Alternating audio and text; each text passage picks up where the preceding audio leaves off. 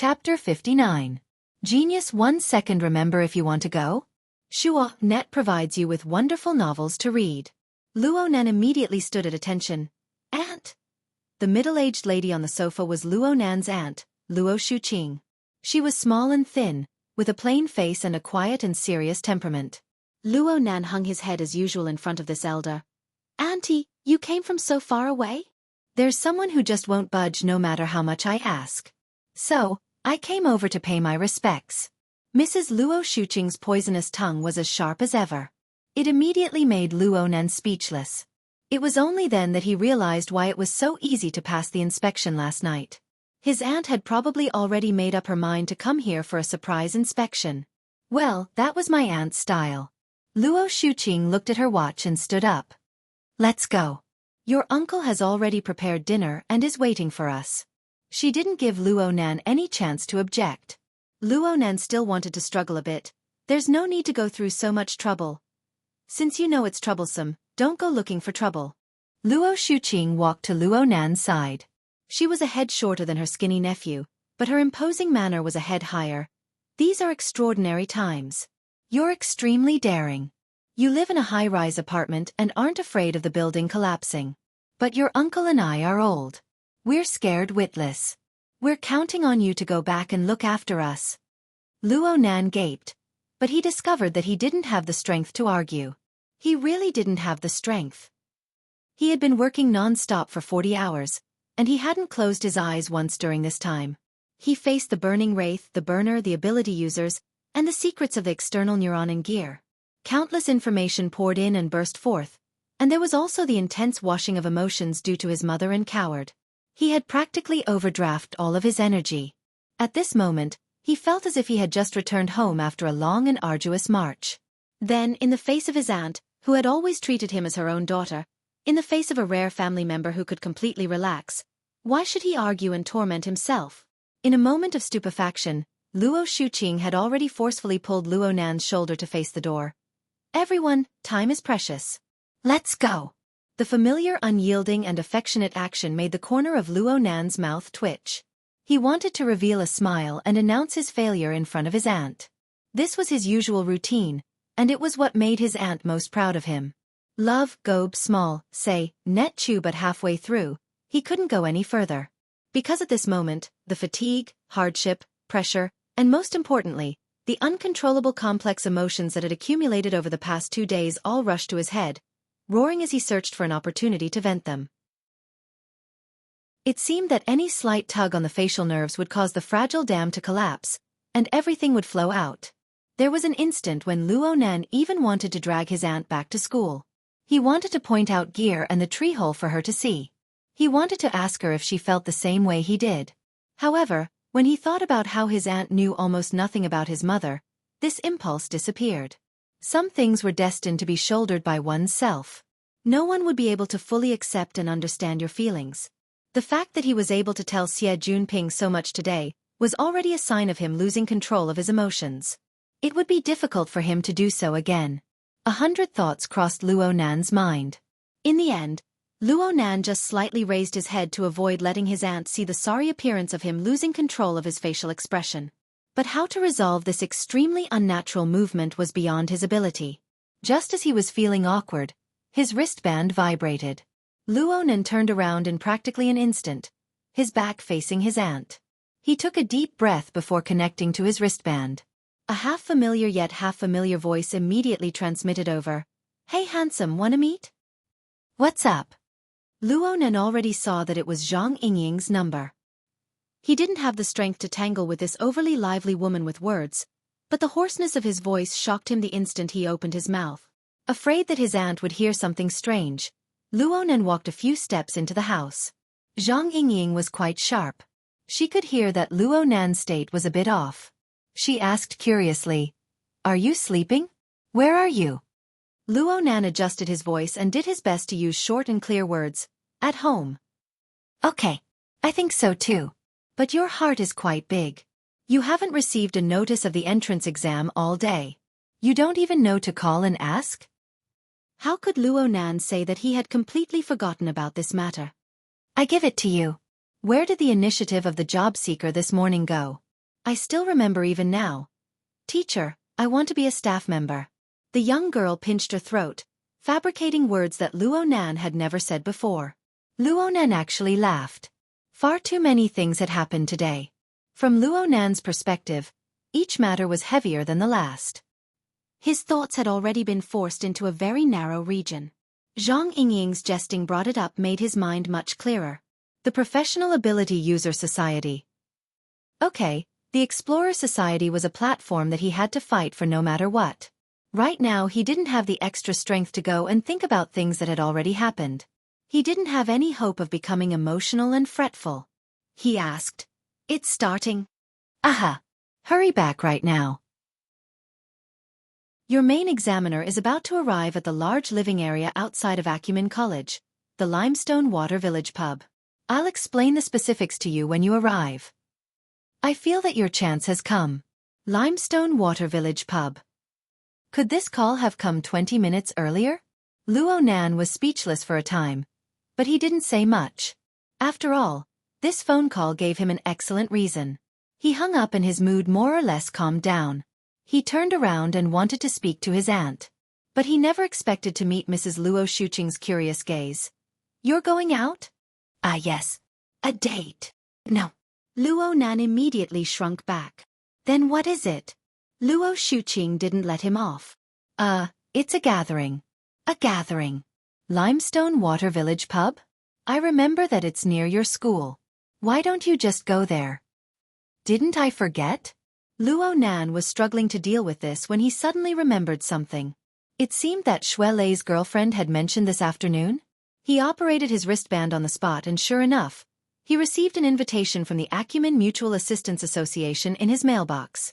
Coincidentally, the Acumen Mutual Assistance Association's gathering location was also the Limestone Water Village pub.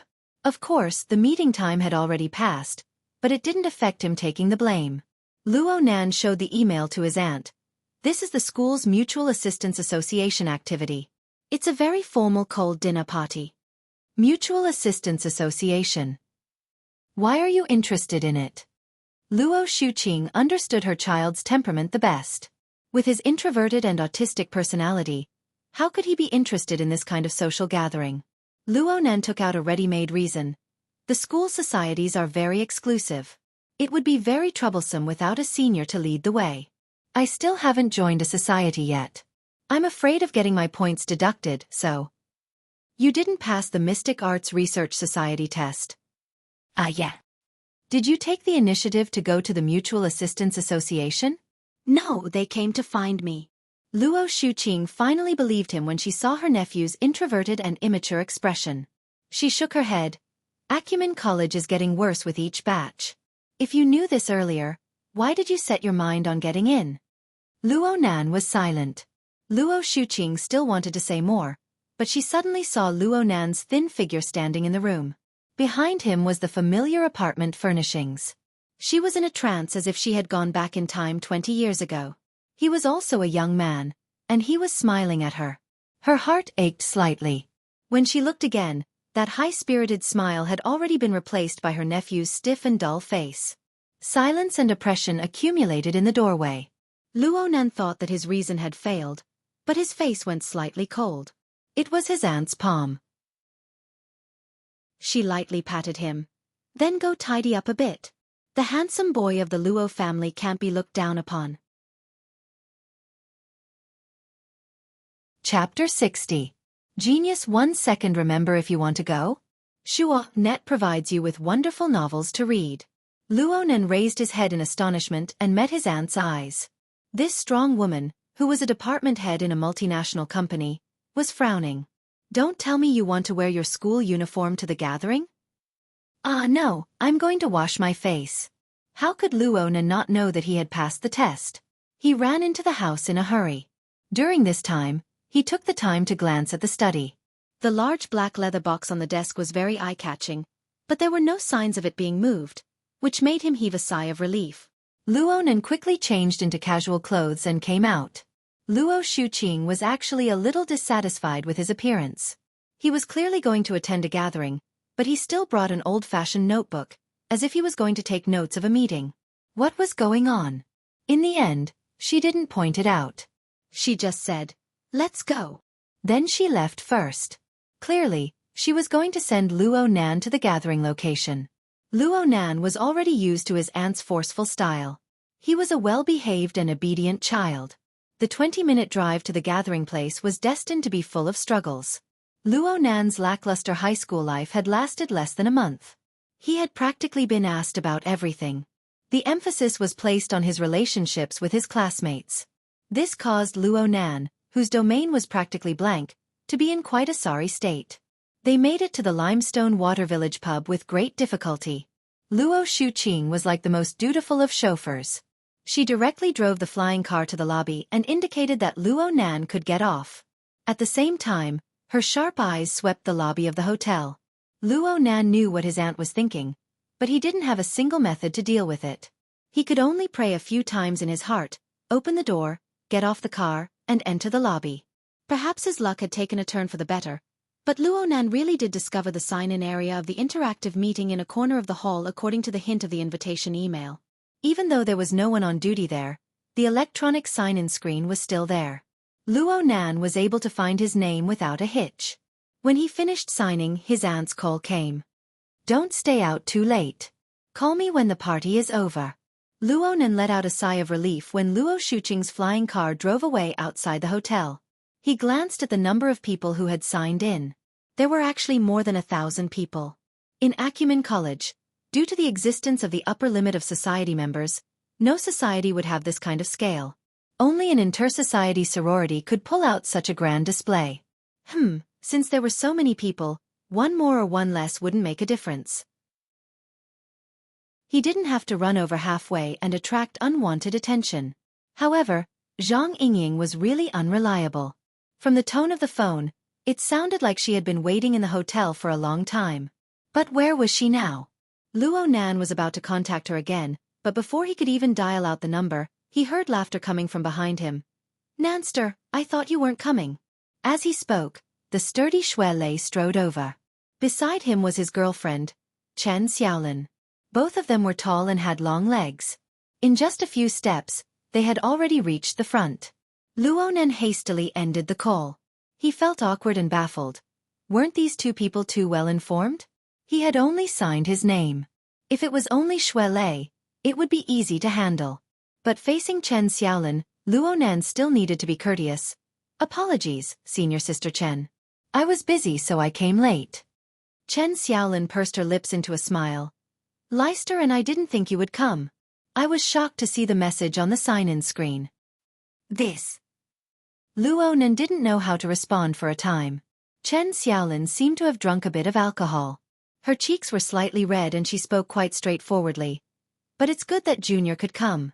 You're giving me face. After all, your sign-in counts as my performance." Having spoken to this point, Luo Nan naturally couldn't say that he didn't want to come. He actually wanted to leave. He could only follow the two of them to the banquet hall. It was just as Chen Xiaolin said. The cold dinner this time was very formal. There was a big shot from the student council who pulled in sponsors. They reserved the #1 banquet hall of the hotel. The scene was extremely grand. #1 banquet hall was on the 27th floor. There were no unused elevators in the hall, so the three of them chatted as they waited. Chen Xiaolin talked about the matter of the society in a few words. This was also the reason why she invited Luo Nan to participate in the banquet. "I've already found people related to the matter of the society. I'll bring you and Leister to meet them later. Do your best to pick one that is more to your liking. Leister, don't say that the society is boring. There are no credits." Luo Nan had no choice but to open his mouth. "Senior sister, the matter regarding the society actually..." Chen Xiaolin frowned. "You did it ahead of time?" Luo Nan nodded in agreement. "Li Mingda did it?" Chen Xiaolin's face flushed red again. This time it wasn't just because she was drunk, but because she was angry. "Junior, I've already mentioned it to you. The matter of the society is too complicated. It's not what you think it is. Do you know where Li Mingda is right now? He's in this hotel. He's being entertained in a private room. Even if you have to go through him, do you think it's more effective in his office or here?" "She's drunk," Xue Lei first reminded Luo Nan in a low voice. Then he turned to face Chen Xiaolin and guaranteed, "Nanster definitely didn't go through the procedures with Elder Illustrious Virtue." "I can testify to this." Elder Illustrious Virtue was quite angry at the time. Luo Nan could see Chen Xiaolin's state. He wasn't angry, but he found it strange that Xue Lei didn't explain the matter clearly to Chen Xiaolin. "I asked Xue Lei in a whisper, and he shrugged. Isn't there that senior Xie? He has a lot of connections there, and I'm not good with words." Luo Nan immediately understood that this sturdy young man of the same age with rough lines actually had quite a plan in mind. He was absolutely not a boorish fellow who couldn't even keep his mouth shut. "What are you guys talking about?" Chen Xiaolin frowned and stared at them. At this time, she was tipsy and looked charmingly naive. Luo Nan and Xue Lei raised their heads together. They were just about to explain when the elevator door opened and a dozen or so people walked out. It looked like the atmosphere was pretty good. Their laughter was loud and clear. Xue Lei wasn't interested in these things. He blocked the elevator door and let Chen Xiaolin and Luo Nan get in. Unexpectedly, Chen Xiaolin pulled him back. "Wait. Huh. You see that person? He just came out of the elevator. The youngest one. I just told you about him. He's the vice president of the student council, Chen Weikan. He's the president of the Mutual Assistance Society. He's my immediate superior." Luo Nan and Xue Lei both looked over. The group of people had already walked out of the hall and were chatting outside. They couldn't see too clearly due to the contrast in the lighting. But from what they remembered, there weren't many young people inside. Chen Xiaolin took a few deep breaths in an attempt to lower her tipsy state a bit. Then she reminded them, "Senior Chen is an authoritative figure in the student council. His family seems to have military connections. He's quite a nice person normally because we're from the same family. Our relationship is quite good. I didn't ask him for help with this matter, but he mentioned it. It will certainly be a lot easier to handle." She was going to strike up a conversation. Xue Lei and Luo Nan's gazes locked. They could both see the lack of interest in each other. However, Xue Lei soon grinned and was secretly kicked by Chen Xiaolin's pointed high heel. Chapter 61. Genius 1 second. Remember if you want to go? Xiaofan provides you with wonderful novels to read. Look at the people that he went out with. Just the ones that I know include the heads of the parent-teacher conference, the board of directors, and the society office. These are all people that he invited to raise the standards of the cold dinner party. Even Mingda Lao Xian is not qualified to be among them. Love, go small, say, Netku if you talk to him. Just a few words will save you a lot of trouble. Chen Xiaolin was exasperated that Xue Lei didn't live up to her expectations. Xue Lei also frowned. He really couldn't do such a thing. Without waiting for a winner to be decided between the two, Chen Weikan and the others returned to the hall after sending off the guests who raised the standards. Seeing that they were approaching, Chen Xiaolin secretly pushed Xue Lei, reminding him to open the elevator door. Then, she walked up to them and smiled sweetly. "President Chen." On the other side, Chen Xiaolin greeted the higher-ups of the Mutual Assistance Association one by one. Xue Lei hesitated for a moment, but his feet didn't move. This caused him to fall behind a beat. In front of him, Chen Xiaolin turned around, and her face stiffened. Luo Nan saw that the situation was far from good, so he gave Xue Lei a push. He himself stood at the entrance of the elevator, setting up a temporary waiting mode. By the time he raised his head, Xue Lei had finally greeted the other side, but there was no more. It was mainly Chen Xiaolin who was holding the fort. The group moved towards the elevator. Chen Weikan, who was in the lead, looked really outstanding. He was tall and not particularly handsome, but his smile was gentle and a little distant. He also greeted Chen Xiaolin and Xue Lei without lacking in etiquette, but his footsteps did not stop as he headed straight for the elevator. Clearly, he was the kind of person who would make others match his pace. He was a rather domineering character. In comparison, Luo Nan felt that he, who was standing at the entrance of the elevator, was quite like a doorman.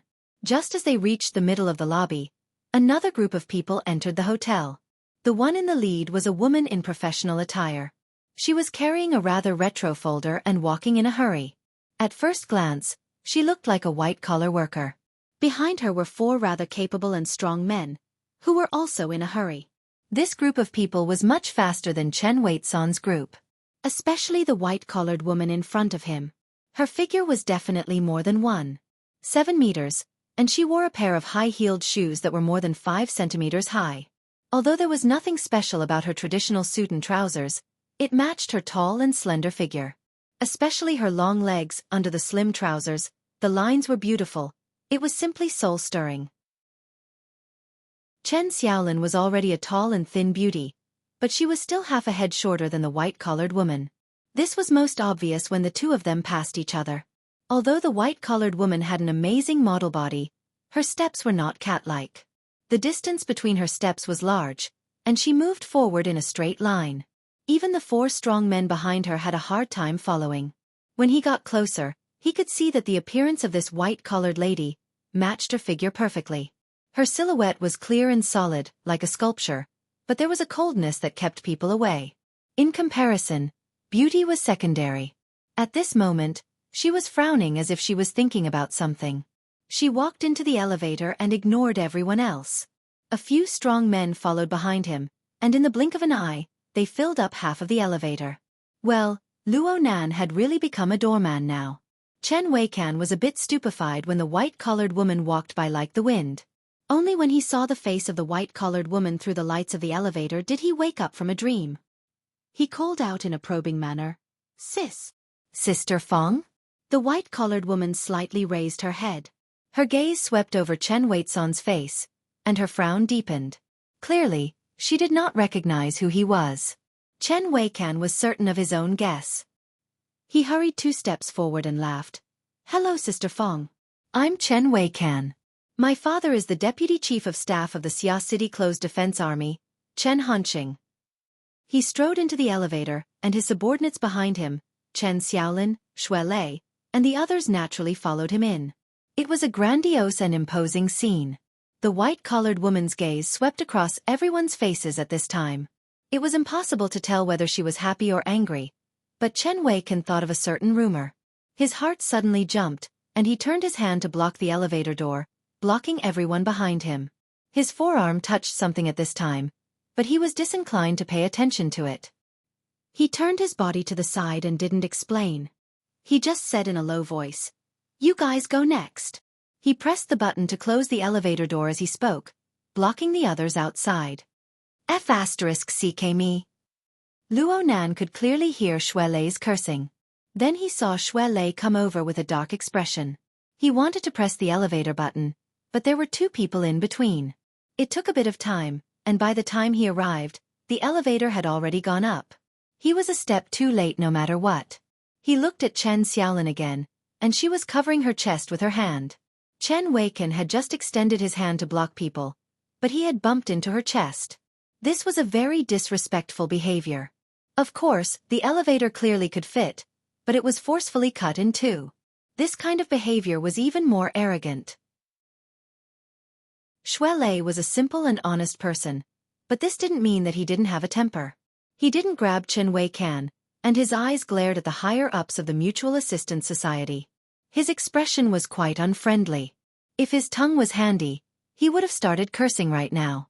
Those who were able to mix their way to the higher-ups of the Mutual Assistance Society, this sort of cross-society friendship society, were all shrewd people.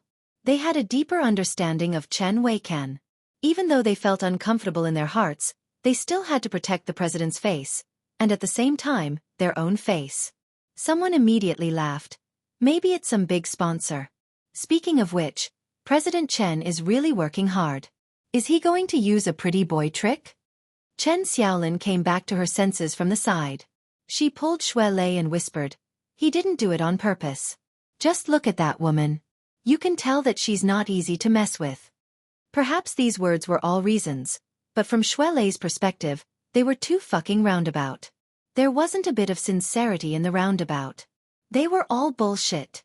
He looked around at the group of people at the elevator entrance, including Chen Xiaolin. His breathing grew heavier, and it was clear that the rage in his heart was rising. Luo Nan was just about to step forward when he saw the situation, but then he felt his arm sink. Then a laughing voice entered his ear. "What a rude fellow. You actually didn't wait at the door. Luckily my eyes are sharp. I nearly missed you." Zhang Yingying had arrived. Luo Nan turned his head and saw that this young female lawyer had already changed into a completely different attire than when she was on the warship. A denim jacket paired with a short skirt revealed her snow-white long legs. She wore leggings and open-toed Roman shoes. It was almost summer attire, and she radiated with vitality. Zhang Yingying's sudden insertion actually eased the tense atmosphere a bit.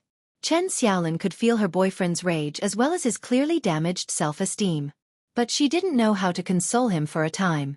She could dispel Xue Lei's rage without provoking the group of people in the Mutual Assistance Society. She could only try to divert his attention.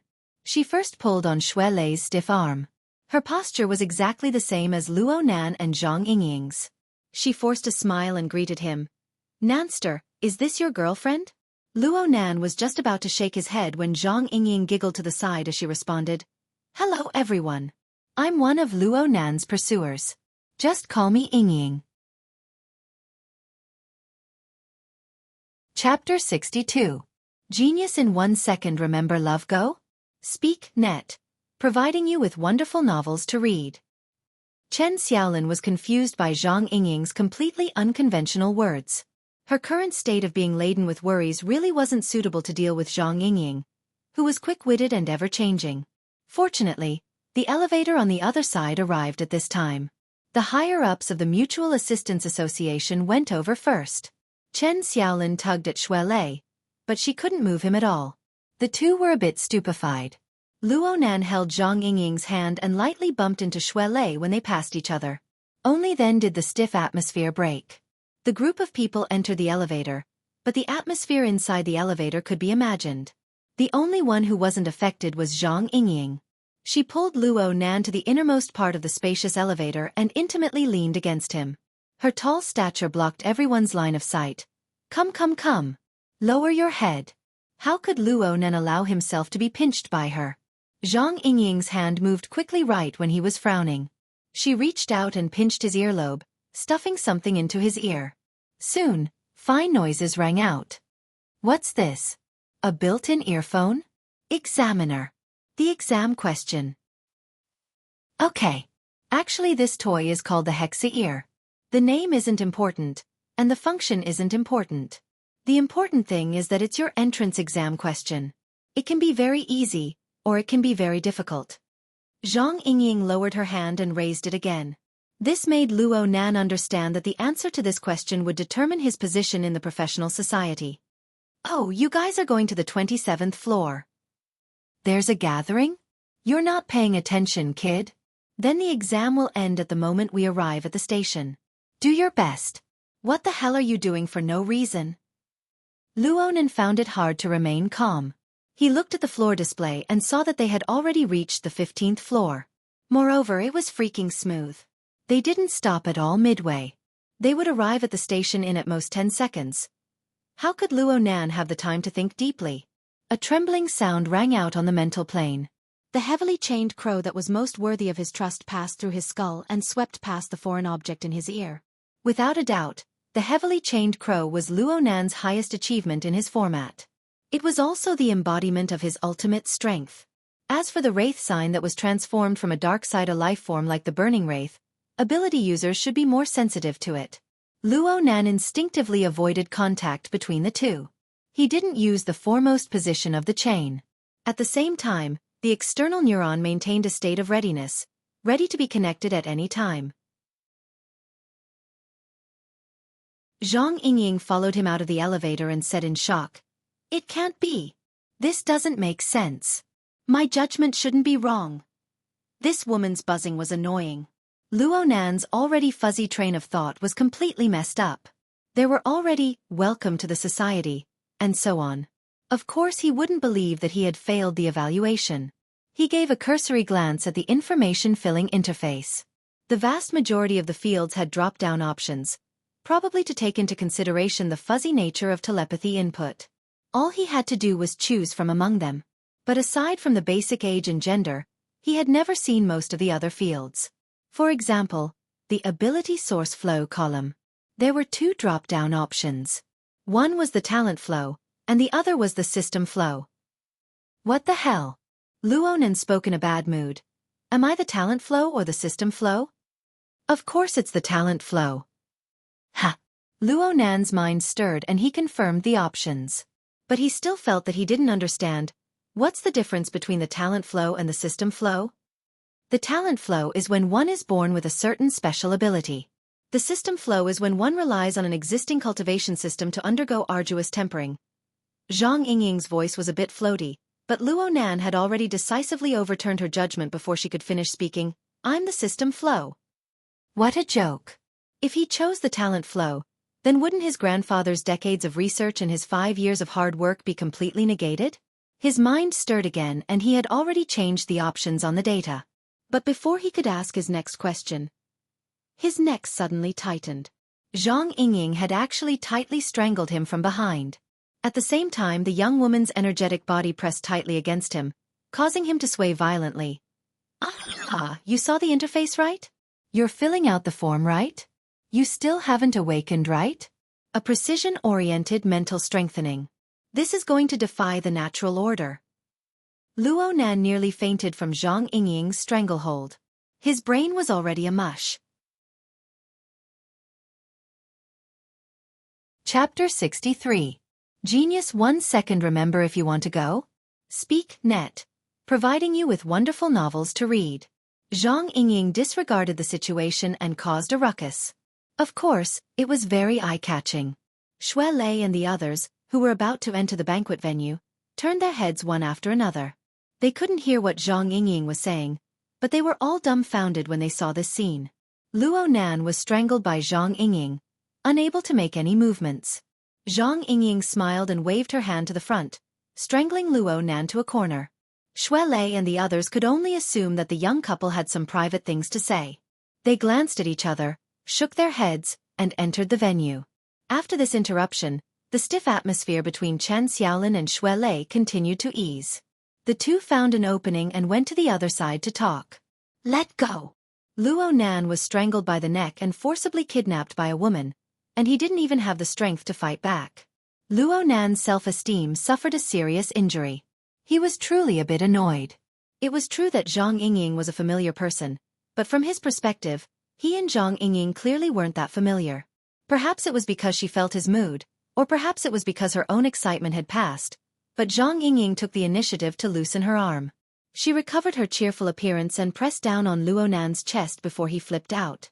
I'm worried that you haven't figured out the situation yet. Are you sure you came to participate in this cold dinner party? Luo Nan was speechless for a time, but the anger in his heart only increased. He took a deep breath. Then why did you follow me to the 27th floor? Because I had to make a choice. Zhang Yingying had a self-confident appearance. If you had no reaction at all to the hexa ear, then I would have kicked you down the stairs to avoid losing face. Luo Nan sneered. Now that I have a reaction, you're going to strangle me? Hee hee, it was just an accident caused by a moment of excitement. Men can't be small. That. I'm happy for you. After all, it's really rare for an ability user candidate like you, who hasn't awakened yet, to be able to enter the psychic wave network the moment you touch the hexa ear. Psychic wave network? It was unavoidable for Luo Nan's attention to be diverted. Frankly speaking, Zhang Yingying's previous appearance of shouting and wrangling gave him a bit of an idea. Zhang Yingying asked him back, what do you think the hexa ear is? A special electronic device. Bingo! Hexa ear is a psychic tool made by President Ouyang of the branch. Don't complain, Mr. President has always been weak at naming things. Zhang Yingying giggled as she sold out another person. I won't explain the concept to you. I'll let the president talk to you personally later. You only need to understand that the hexa ear is a special communication tool. It has a total of 6 communication levels. The simplest one is the radio, which is a one-way transmission of psychic waves. As long as you are an ability user or have the talent of an ability user and can receive the special psychic wave, you will be considered qualified. Luo Nan thought of that gentle artificial voice. The one that says welcome to the club? Aha! By the way, you should have a serial number, right? What is it again? 5357. Okay, wait for me to add you as a friend. Zhang Yingying suddenly paused. She blinked and changed her mind. Why don't you add me to familiarize yourself with the operation? My number is 6166. Let me tell you by the way. The next two communication levels are the television and the computer. The television is a one-way transmission of signals. It tests the ability user's mental senses and materialization abilities. We call it synesthesia. You are a precision type of mental enhancement. You have an advantage in this aspect. And when you reach the computer level, you can realize human-computer interaction. Then you can use the special frequency set up by the society to achieve mutual communication between network users. In order to reach this level, you need to have a bit of mental interference with reality. This is normally the privilege of the awakened. But since you are a psychic, perhaps you have a talent bonus. I'm not a talent type. Luonan emphasized once more. He cared a great deal about this. He was certain that if he didn't have a breakthrough in the format and didn't form the heavily chained crow, then he absolutely wouldn't be a psychic. Perhaps he wasn't a psychic at all. Zhang Yingying spread her hands. Okay, up to you. But if you don't add me as a friend, then I'm going to doubt whether or not you really have the ability. Luo Nan's face was cold as he tried to add her as a friend according to Zhang Yingying's words. But there was still a problem before his eyes. Information. Who's going to fill out stuff like information? What if some guy who doesn't like you sees it? Wouldn't that be sending your neck to the blade of someone else? Zhang Yingying's face was full of disdain as she encouraged Luo Nan. Just skip it. Come, use telepathy to control it. Try adding me as a friend? Relax, the Hexaear's fuzzy calculation ability is quite strong. As long as you have the ability, just think about it. Wah! Luo Nan saw the translucent interface before his eyes change amidst Zhang Yingying's gasp of surprise. It displayed, you have already become a friend with 6166. Then a furry squirrel jumped out and bowed towards him. On the other side, Zhang Yingying burst into laughter. Oh my god! You're using your school photo. So stupid. Even if you use a squirrel to act cute, there's still the word stupid in front of it.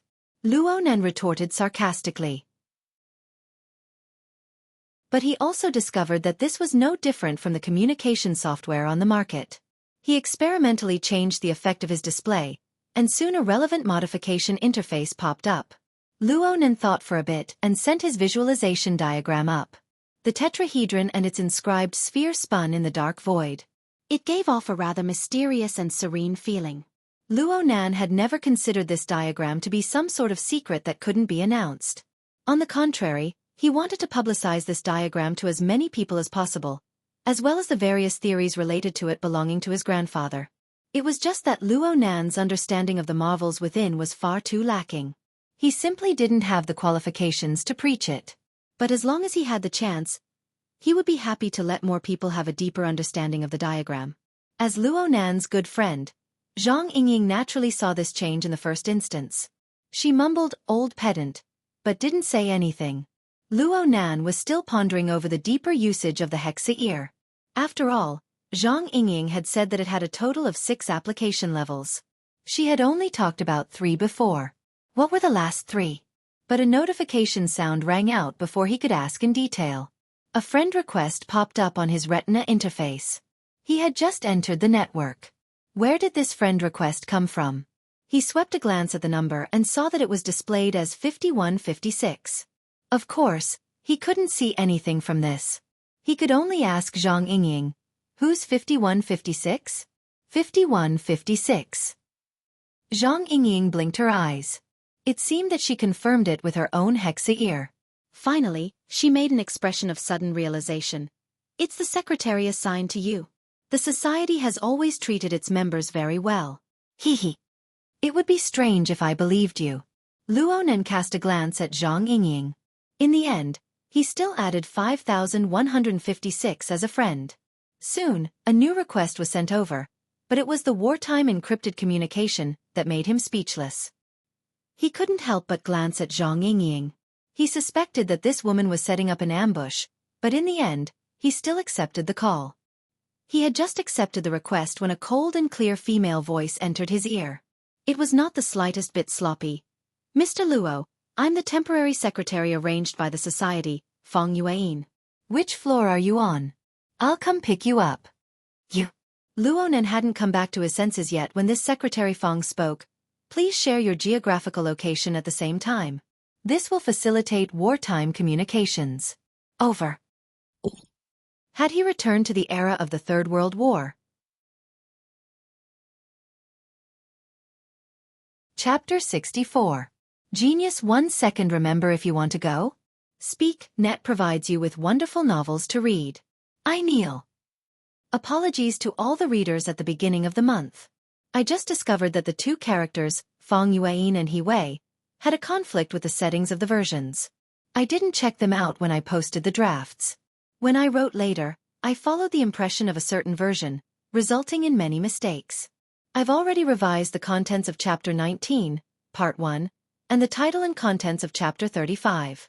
This character has been renamed to He Yueyin. She is the Captain He who appeared in the first volume. Please forgive me, readers. Readers who use the Crosscut app, if you wish to obtain a better reading experience, please erase all data from the app and download again. Lose weight and kowtow. No, this atmosphere isn't right. Luonan always had a clear understanding of his own position. Even if he jumped out of the circle of normal society and entered the special domain of the Wilderness Explorers Society, he was still a hard-working employee. He still hadn't familiarized himself with the working environment up until now. Naturally, he hadn't found a suitable position. But now you're telling me that he even has a secretary?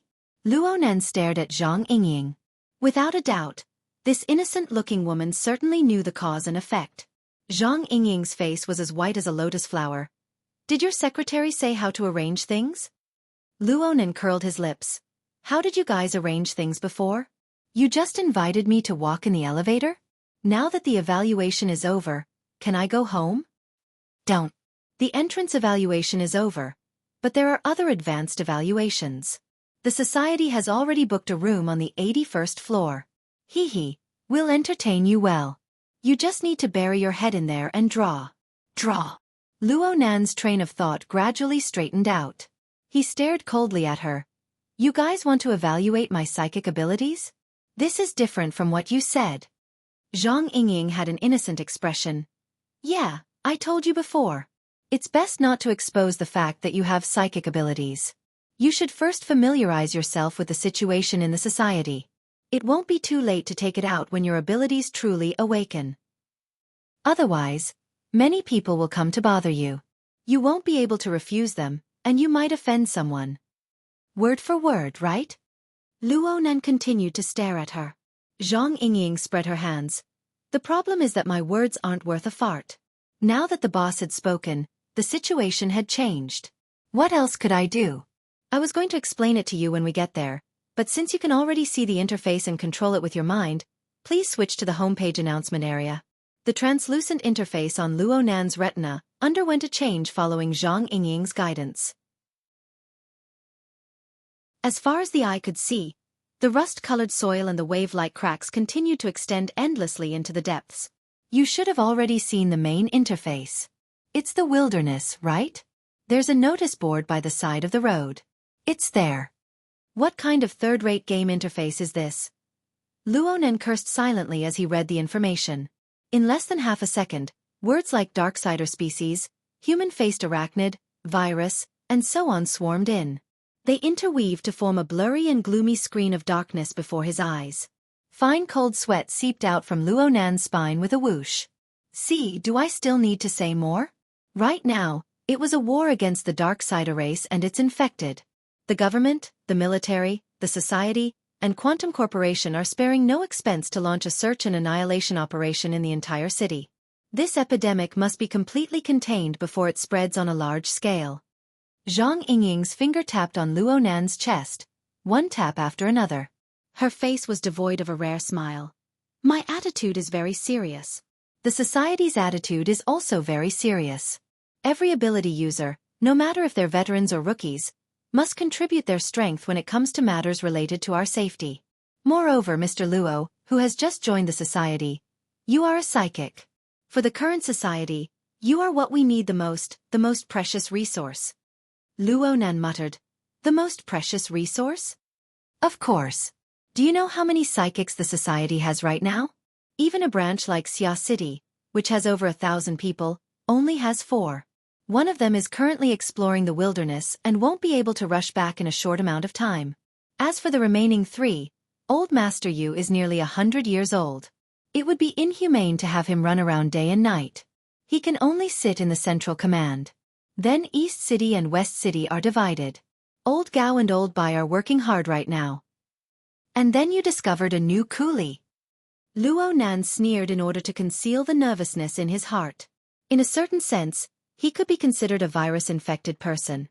It was just that the Darksider seed that had invaded his body had been subdued by the dark chains formed by the format's power. But the problem was that this kind of subduing didn't eliminate the roots. The burning wraith had transformed into the wraith sign, but it still retained its instincts. It was still able to devour its own kind to strengthen itself. Only the heavens knew whether or not his current state could be considered an infected person in the eyes of a group of ability users. Whether or not he was still a target to be strangled. But Luo Nan also had a sort of indescribable excitement amidst his nervousness. The human-faced arachnid. This sort of peculiar existence expanded the depth and breadth of his understanding of the burning wraith in an instant. It allowed him to overlook the ins and outs of this matter from a higher level. It allowed him to overlook the cause and effect of this matter. Moreover, he had a completely new concept of what he could do in the future. This was a large net laid down by the human-faced arachnid. He was originally a node in this net, but now it had already mutated. From the Society's judgment, any other node that carried out the net operation would probably restore the human-faced arachnid to its peak. The human-faced arachnid's treacherous and bewitching nature would be displayed to the fullest. But looking at how his format was suppressing the wraith sign, wouldn't he be able to completely grasp the terrifying power of the human-faced arachnid in the end if he were to start from this point? Wasn't this the extraordinary power he had always been pursuing? It was also a power grasped by the power of his format. Perhaps this was where the mysteries of his grandfather's research lay? Hey, what are you thinking about? You're not scared, stupid, are you? Luo Nan came back to his senses in a daze. He didn't immediately respond. Zhang Yingying patted his shoulder. Don't be scared. It's normal to be scared. But it's already very gratifying that you didn't cry for your mother. Relax. We just want to borrow your marvelous draw ability. And we'll absolutely protect you. Look, you have me now. Then the Society arranged a full-time secretary for you. It's He Yueyin, right? She's a monster who entered the Society with a C+ score. A genius. Her true strength can only be higher and not lower. Luo Nan concealed a smile. Don't they say that only psychics are useful when facing the Darksider species? What are you thinking about? Any qualified awakened has a method to lock onto the Darksider species in a true battle. It's just that each method is different. Many people can even see it with their naked eyes. Zhang Yingying solemnly corrected Luo Nan's preposterous and laughable train of thought. The true problem is that when the Darksider species is in a hidden state, only psychics can discover the clues. The Society is relying on your ability in this aspect. Who would send you to the front lines? Oh really? Luo Nan became even more nervous. It seemed that his situation was more similar to that of an awakened. It was also a intuition. At most, he could rely on the wraith sign to sense it at close range. As for psychics, when he fooled Zhang Yingying, all he did was draw what he saw. In addition, Li Xueqing had a bit of a psychic's intent. But the premise was that the burning wraith on Li Xueqing's body had already taken form. They could sense each other. This kind of situation was seriously different from the long-range senses of a psychic. What to do? Luo Nan wanted to pick up his notebook right now. He wanted to make some gestures to avoid making a fool of himself on stage. In fact, he really did take out his notebook. He opened the flexible e-ink screen and drawing software. Chapter 65. Genius 1 second. Remember if you want to go? Net provides you with wonderful novels to read. Zhang Yingying burst out laughing when she saw this. Sharpening a spear at the last minute? Even if it's not fast, it's still good. Do you really think this is an exam? Luo Nan didn't even raise his head. Someone said that I'm a psychic, but I've never admitted it. Now that it seems like it's not bad, I'll draw a picture to get a feel for it. If it really is. You mentioned what if to me. Zhang Yingying saw that Luo Nan wasn't sharpening his spear at the last minute. Instead, He was running away at the last minute. Her almond eyes immediately widened and she grabbed him by the collar. "You're able to draw my white rainbow and that bizarre prison building sketch. How could you not be a psychic?" "Sure, I'm a shaman." Luo Nen continued to place his gaze on the drawing software. He wanted to draw something, but his mind was in chaos. He had no idea what to draw at all. At this time, Zhang Yingying was still talking noisily in his ear, so he decided to just throw in the towel. "You were the one who introduced the concept of shamans to me. I'll also take the association's offer. Anyways, in the end, it'll be you, Sister Yingying, paying the bill, right?" Luo Nan had never used such an intimate form of address before. It made Zhang Yingying fall back in disgust. Kids with reverse psychology were not easy to deal with. Zhang Yingying's eyeballs swiveled. Her hand that was gripping Luo Nan's collar loosened a bit. "It's just hiring a C++ secretary and bodyguard. I can afford it for one night at most. On the other hand, if you want to enjoy this kind of treatment for a long time, then you'll have to put in a bit of effort. All right, you seem to have said that you needed inspiration or something. Do you want to find a bit of excitement? Acumen College's large living area has a very high level of service." In this mutually shameless competition, Luo Nan was defeated by Zhang Yingying's abundant experience in the end. He pursed his lips and said nothing. Distractedly, he drew meaningless lines on his graphic software. At the end of the day, he still cared a lot about the professional association's courtesy. This was a high starting point that he had never imagined before, and it was also a great opportunity that fell from the sky. He didn't want to let this opportunity slip through his fingers, so he had to do something. Luo Nan tried to recall this morning's practice that was most similar to a psychic's methods. But that dreamlike feeling was really too mysterious, and with his current restless state, it was really difficult for him to completely recreate it. Zhang Yingying tilted her head and looked at the messy lines on the flexible screen.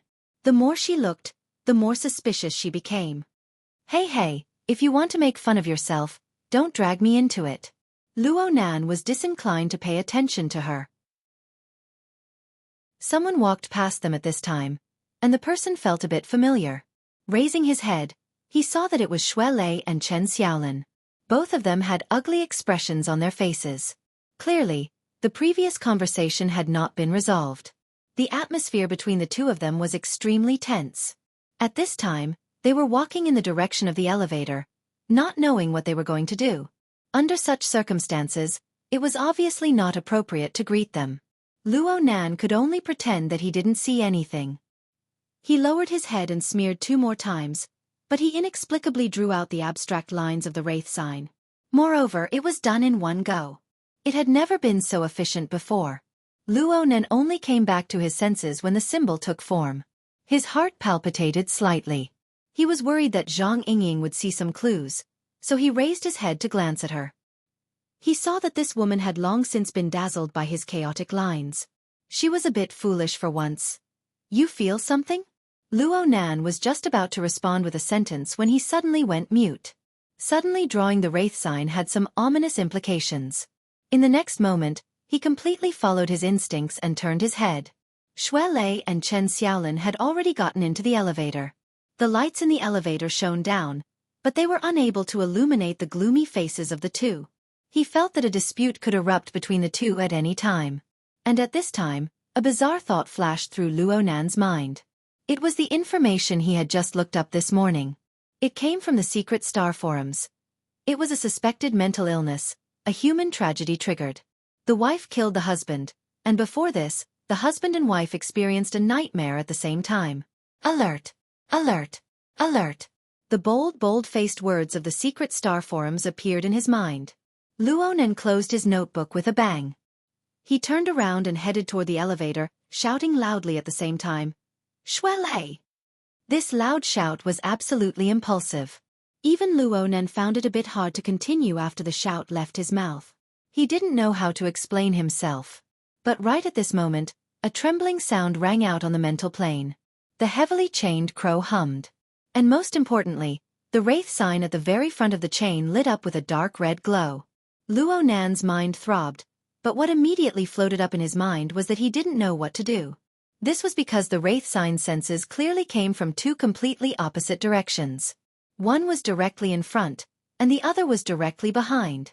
Luo Nan could clearly see what was happening directly in front of him. Right when Xue Lei was staring at him in a daze, a ghost-like burning wraith appeared. Half of the wraith's body had sunk into Xue Lei's shoulder. It was unknown whether it was being pulled out or whether it was continuing to seep in. Reality and illusion interweaved. The strange scene of a human body and a wraith merging together made one's scalp go numb. And directly behind him. Careful! Zhang Yingying's screech and the sharp whistling sound of tearing air rang out at the same time. The elevator door was already closing at this time. Luo Nan could clearly see a warped figure sticking to his body on the smooth metal door. The figure's shoulder exploded with blood. The blood sprayed out and landed on the side of Luo Nan's neck. And at the same time, Luo Nan's back violently shook. It was as if someone was pushing against him, causing him to fall forward. But the force was too great. In the end, Luo Nan's feet didn't touch the ground at all. He soared into the air and collided with the elevator door that had yet to close. The elevator door approached at high speed, and the gap between the doors slowly shrank. Luo Nan could roughly understand that he was probably being used as a tool to block the door. Then the elevator door opened to the two sides at this time. A figure staggered and fell to the side, smashing into a corner of the elevator. It was Chen Xiaolin. As for Xue Lei, this big fellow who was being cut by half of the wraith was blocking the door. His simple and honest face even carried a bit of childishness. He was like an angry Vajra, and his thick palm chopped down at Luo Nan's face. Perhaps it was because of the haste, but Luo Nan didn't even have the time to stir up his negative emotions. Right now Luo Nan was actually quite calm. In the blink of an eye, Xue Lei's palm cut past Luo Nan's ear. He grabbed Luo Nan's shoulder and pushed down lightly. Luo Nan instantly broke free from his suspended state. He involuntarily tumbled and fell into the corner of the elevator, in the same direction as Chen Xiaolin. Luo Nan's field of view spun as he tumbled, but the heavily chained crow drove the wraith sign. The entire surrounding environment of the elevator was mapped into his brain. At the same time, an angry roar rang out beside his ear. Xue Lei had already collided with the shadow that had pounced into the elevator. It looked like Xue Lei wanted to knock the person out of the elevator. But the opponent's momentum was far too strong. Xue Lei's majestic body was actually completely unable to resist. His entire body fell backwards, smashing heavily into the back of the elevator. From Luo Nan's senses, it seemed as if the entire building was swaying.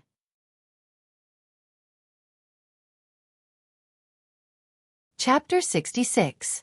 Genius in 1 second. Remember love go away? Speak, net. Providing you with wonderful novels to read. The swing of the elevator was quite intense. Perhaps the violent vibrations had caused some kind of circuit failure, but the elevator doors didn't even close. The entire elevator suddenly sank down, sinking no less than half a floor. Zhang Yingying, who had rushed up from behind, was nearly crushed to death in the intertwining cracks of the elevator. Fortunately, she was able to make an emergency stop, narrowly avoiding disaster. But she looked at the sealed entrance and stamped her feet in anxiety. The elevator soon came to a stop. This sort of maglev elevator floated within the magnetic passageway. The moment the elevator's swing exceeded the safety line, it would automatically activate its mechanical lock and fix its position. This also meant that the elevator would become a sealed space for a short period of time. Luo Nan and Chen Xiaolin didn't have the ability to fight. Their fates would be decided by Xue Lei and his enemy, who were currently entangled together. Xue Lei's face flushed red. The man wearing a black suit in front of him was a size smaller than him, but the strength the man displayed was far above his own. Xue Lei's internal organs felt as if they had been flipped upside down after receiving a frontal attack. Even breathing was difficult for a few seconds. What was even more bizarre was that the other party clearly had a serious wound on his shoulder that tore through his flesh and bone. His face didn't have any distinctive features, but it was so apathetic that it made one's heart go cold. His exertion of strength wasn't affected at all. Right now, the two's arms were pressed against each other, and their legs were apart. Their entire bodies were entangled together. Xue Lei was just about to use a wrestling method to seize back some of the initiative, but he saw his enemy open his mouth, revealing dense white teeth, and directly bite at Xue Lei's throat. Xue Lei grunted and relied on his height to smash down with his head. His forehead collided with the enemy's face, blocking this vicious beast-like bite. It was reasonable to say that Xue Lei's choice was brave and correct. The position of his collision was also advantageous. But the other party was clearly bleeding from his nose and mouth, yet it was as if nothing had happened. Xuelei's head was dizzy, and in the end, it affected his body's exertion of strength. His feet floated slightly, and just as he was about to cry out in his heart, his whole body was lifted off the ground by the brute force of the other party. Then, the world spun around him, and he fell heavily on the metal floor with a hollow sound. This time, he almost threw up his heart and lungs. However, years of arduous training came into play.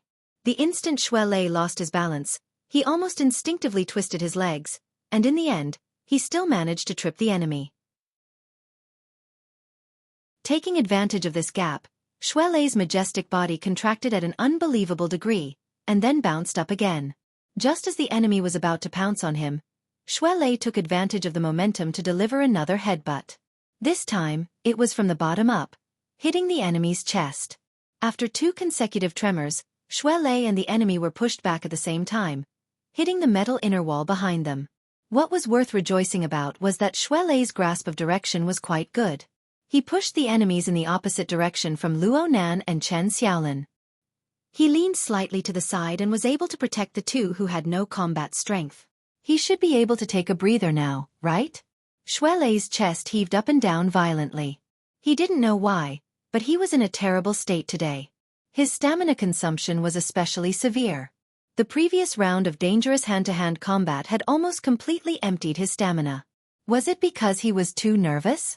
Xuelei couldn't figure out his own situation, and the enemy in front of him didn't immediately make a move. Instead, he used a strange and unfocused gaze to look over here. He was simply like a mental patient. Are you guys crazy? Chen Xiaolin, who was in the corner, was finally able to somewhat react after a series of unforeseen events. Everything that happened before her eyes had already completely exceeded the limits of her common sense. She knew that her boyfriend could fight very well, but she had never seen him fight to the death without saying a word. There was absolutely no reason at all. Luo Nan, whom she had just gotten to know today, had joined in as well. It looked like he was standing on their side. Or perhaps it was because of this fellow that the inexplicable murderer was drawn in. What she couldn't bear the most was the, as it should be, expressions on their faces. What the hell was going on? Chen Xiaolin struggled to stand up. She felt a sense of absurdity and dread that separated herself from the rational dimension. It made her instinctively want to flee this area, to flee from these people.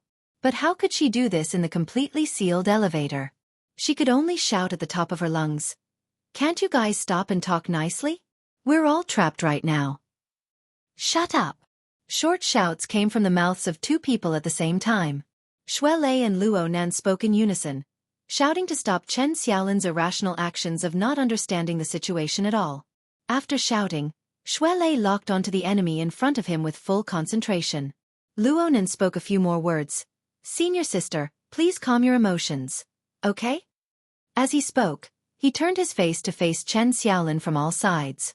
Chen Xiaolin was stupefied for a moment. She was locked in place by Luo Nan's mottled and strange gaze. It was as if all the strength in her body had been sucked out in an instant. She leaned against the corner of the elevator, her mind a field of blankness. Luo Nan used hypnosis to temporarily control Chen Xiaolin. Then he raised his head to look at the upper part of the elevator. Xuelei's attention was on the formidable enemy before him, but Luo Nan's attention was on an even stranger level. The burning wraith that had struggled within Xuelei's body in the previous fight had already drilled out from Xuelei's body. It had seized a considerable amount of blood and energy. And at the same time, the burning wraith also leaped out from within the body of the fierce black-suited male. The two intertwined and fused together before Luo Nan could react, growing stronger in an instant. This sort of change really exceeded the scope of Luo Nan's reaction. Luo Nan also wanted to resolve this problem. The heavily chained crow had already been released and the wraith sign was glowing. But it didn't display the crushing superiority of the previous few times. It even displayed a bit of caution and conservatism. This was because the burning wraith that had just fused together in the elevator was the most powerful one Luo Nan had ever seen. Even the one Luo Nan had once controlled to turn the military transport ship upside down seemed to be somewhat inferior. The appearance of the burning wraith's body was even more similar to the appearance of the human-faced arachnid from the R&D district. Luo Nan saw the information from Quantum Corporation and confirmed a step further. The burning wraith's body was indeed like a hybrid between a human and a spider.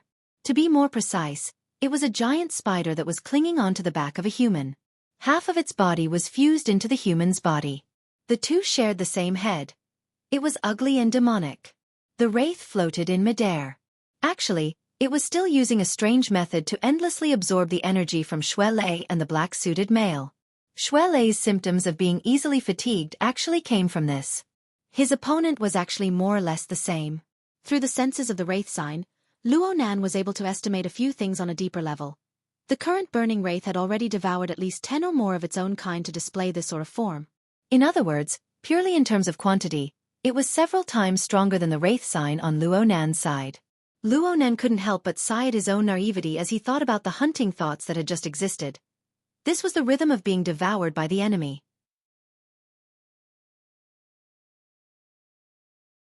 Chapter 67. A genius in 1 second remembers love go away? This is the web that provides you with wonderful novels to read. Luo Nan stared fixedly at the burning wraith within the elevator. The latter's attention shifted over accordingly. This was a sort of eye-to-eye contact. 6 bewitching flames lit up on the head of the burning wraith. They were 2 parallel rows, truly resembling the eyes of a spider. The color of each eye was different. They were divided into 6 colors: dusky yellow, dark red, light gray, ghostly green, deathly white, and jet black. Each dot was extremely small, but the color of each dot swayed back and forth. It was bewitching and strange, making one dizzy. Luo Nan looked over and many muddy and chaotic thoughts arose from the bottom of his heart. His entire mood swelled with irritation. He wished he could smash something to vent his emotions. Fortunately, the heavily chained crow trembled as its vibrating sound swept over, suppressing these inexplicable emotions and distracting thoughts. The demonic eyes of the burning wraith flickered and changed, clearly noticing Luo Nan's heavily chained crow. Of course, there was also the wraith sign that flickered at the very front. In Luo Nan's eyes, its first action was to assume a pouncing posture. This was no different from the reaction of its kind in the school's medical department this morning. Luo Nan also assumed a defensive posture, preparing to give it a painful head-on attack. However, this burning wraith didn't actually pounce over. On the contrary, it even retreated a bit to increase the distance between it and Luo Nan. Its blurry face slightly tilted upwards and it let out a shriek that was hard for ordinary people to hear, but it surged on the mental plane. Luo Nan's heart jumped. He practically instantly thought of the fearful roar from yesterday on the warship. He didn't have time to think too much. The heavily chained crow hummed as it broke through the air, striking directly at the burning wraith. But the enormous wave of the mental attack came even faster. When the heavily chained crow touched the burning wraith, Chen Xiaolin behind him had already let out a shriek. Her emotions of fear burst forth, and her entire body crashed into the inner wall of the elevator. She wanted to find a way to escape, but she simply didn't have any opportunity to do so. Her entire body stiffened, and her eyes slightly bulged out from fear. A dark red bloody light soared from her body, shooting straight at the burning wraith. She instantly became dispirited and fainted as the bloody light broke out from her body. Luo Nan was truly unable to obstruct this sort of incorporeal method. He himself needed to rely on the suppression of the heavily chained crow in order to stabilize his mind and his surging blood and energy. And the chains that traversed through the air seemed to have been affected by the main body. They lost their previously all-conquering strength and stopped outside the burning wraith, trembling. At that moment, the effect of fear roar was far from over. In the elevator, the black-suited male who was obviously under the control of the burning wraith let out a short roar and once again pounced toward Xue Lei. Xue Lei was obviously affected by Chen Xiaolin's scream. His body trembled, causing him to lose the initiative. However, he did not show any signs of weakness. He mustered all his remaining strength, and with a low roar, he pushed forward. Both sides once again clashed head-on, and this time, Xue Lei only took half a step back. He took a punch, and at the same time, he returned an elbow. For the time being, he did not seem to be at a disadvantage. But Luo Nan wasn't happy. This was because he could already see that the intense combat and the surging emotions were the best catalysts. It caused the blood and energy of the two to transform into a long line of bloody light, endlessly pouring into the burning wraith in the air. Such a method of drawing blood and sucking marrow was more than 10 times more tyrannical than the spore environment of the simmering over a small fire from before. The burning wraith's ability to interfere with reality had already exceeded his imagination. Luo Nan suspected that if he continued to suck like this incorporeal wraith, which only existed on the mental plane, would be able to completely materialize from incorporeal and appear on the material plane. And what made him most vigilant was the opponent's calm attitude. The burning wraith had actually controlled its devouring instincts. It did not directly pounce forward, but instead increased its own strength to the greatest limit to increase its chances of victory. This could already be called an intelligent judgment. Sure enough, the name given by Quantum Corporation, human-faced arachnid, was the most appropriate name for this monster that was endlessly approaching a complete body. This was a savage and cunning hunter. It used every method to weaken its prey and strengthen itself. It was really hard to imagine just what kind of power its complete body would have. Luo Nan knew that the situation was becoming more and more unfavorable. With the support of Xue Lei and the black-suited male, the power that the human-faced arachnid was able to grasp was rising with the tide. Luo Nan's heavily chained crow continued to attempt to penetrate through the incorporeal body of the arachnid. The wraith sign at the front was also doing its utmost to devour all the energy it could reach. But there was always a faint layer between them. After a few penetrations and disturbances, the core of the human-faced arachnid remained majestically motionless. Moreover, it continued to strengthen endlessly. Right now, the human-faced arachnid's main focus was still on strengthening its body. Once this strengthening came to an end, Luo Nan really didn't know what kind of terrifying attack would come next. As for Luo Nan himself, it seemed that he had reached his limit. These sorts of chaotic thoughts merely flashed before they were completely dispelled. Actually, there was still one more move. Luo Nan no longer looked at the human-faced arachnid. Instead, he closed his eyes and forced himself to enter the fixed space. Thanks to these past 2 days of difficult tempering, Luo Nan's mental state had made considerable progress. The visualization diagram of the tetrahedron, the inscribed sphere, and the outer scribed sphere appeared in the void in the blink of an eye. The heavily chained crow pulled out from the central region of the human-faced arachnid. It extended outward segment by segment in an attempt to penetrate deeper into the human-faced arachnid. But no matter what, it was separated by a layer. It was far from reaching the destructive might it had when it first subdued the burning wraith. Before, Luo Nan believed that it was because the human-faced arachnid was excessively powerful. But now he had other thoughts. Perhaps, the problem lay with him. What state was he in when the heavily chained crow displayed its greatest power? There was only one answer: the out-of-body state. The feeling of being transparent and clear, which disregarded all material objects, had disappeared ever since he returned to the out-of-body state. Luo Nan didn't understand the reasoning behind it, but the threat was right in front of him. He didn't have the time to ponder over it. Even if he treated a dead horse as a living one, he still had to go. The out-of-body state was an unfamiliar experience for Luo Nan. At first, he was struck by the siege hammer of the burning wraith. Then he was pulled by the heavily chained crow, forcing him into an out-of-body state. Now he had to take the initiative and continue his train of thought from back then. He transmitted the relevant thoughts through the heavily chained crow to the wraith sign. A marvelous vibration was transmitted back, instantly washing over his entire body. This time, Luo Nan's senses were even clearer. He clearly touched upon an incorporeal membrane. Originally, he didn't have the strength to break it, but under the pull of an external force, the internal and external attacks intersected. A hole instantly split open in this membrane. He immediately lost his bindings and floated up. Luo Nan's eyes were still closed, but his senses on the mental plane were completely opened. And at this moment, he met the peerlessly bizarre gaze of the human-faced arachnid. In the state of a soul body, the rattling sound of the heavily chained crow's trembling seemed to be even more fine and clear. It was precisely this subtle change that made Luo Nan instantly understand that his judgment was correct. The previous barrier wasn't because of any other reason. The most important reason just happened to come from his fleshly body. He definitely had to carefully study this problem later. In front of him, the human-faced arachnid's 6 eyes flickered. It was a bit eager to make a move. Perhaps it felt that it had accumulated enough superiority? Or perhaps Luo Nan in the out-of-body state looked more delicious and easier to bully. Luo Nan abandoned his final stray thoughts and looked straight at the human-faced arachnid without fear. Let's try again? The battle was on the verge of breaking out, but in this instant, the elevator's safety skylight collapsed with a rumble. A human figure flew down and smashed right into the head of the black-suited male, who had just crossed the middle of the elevator.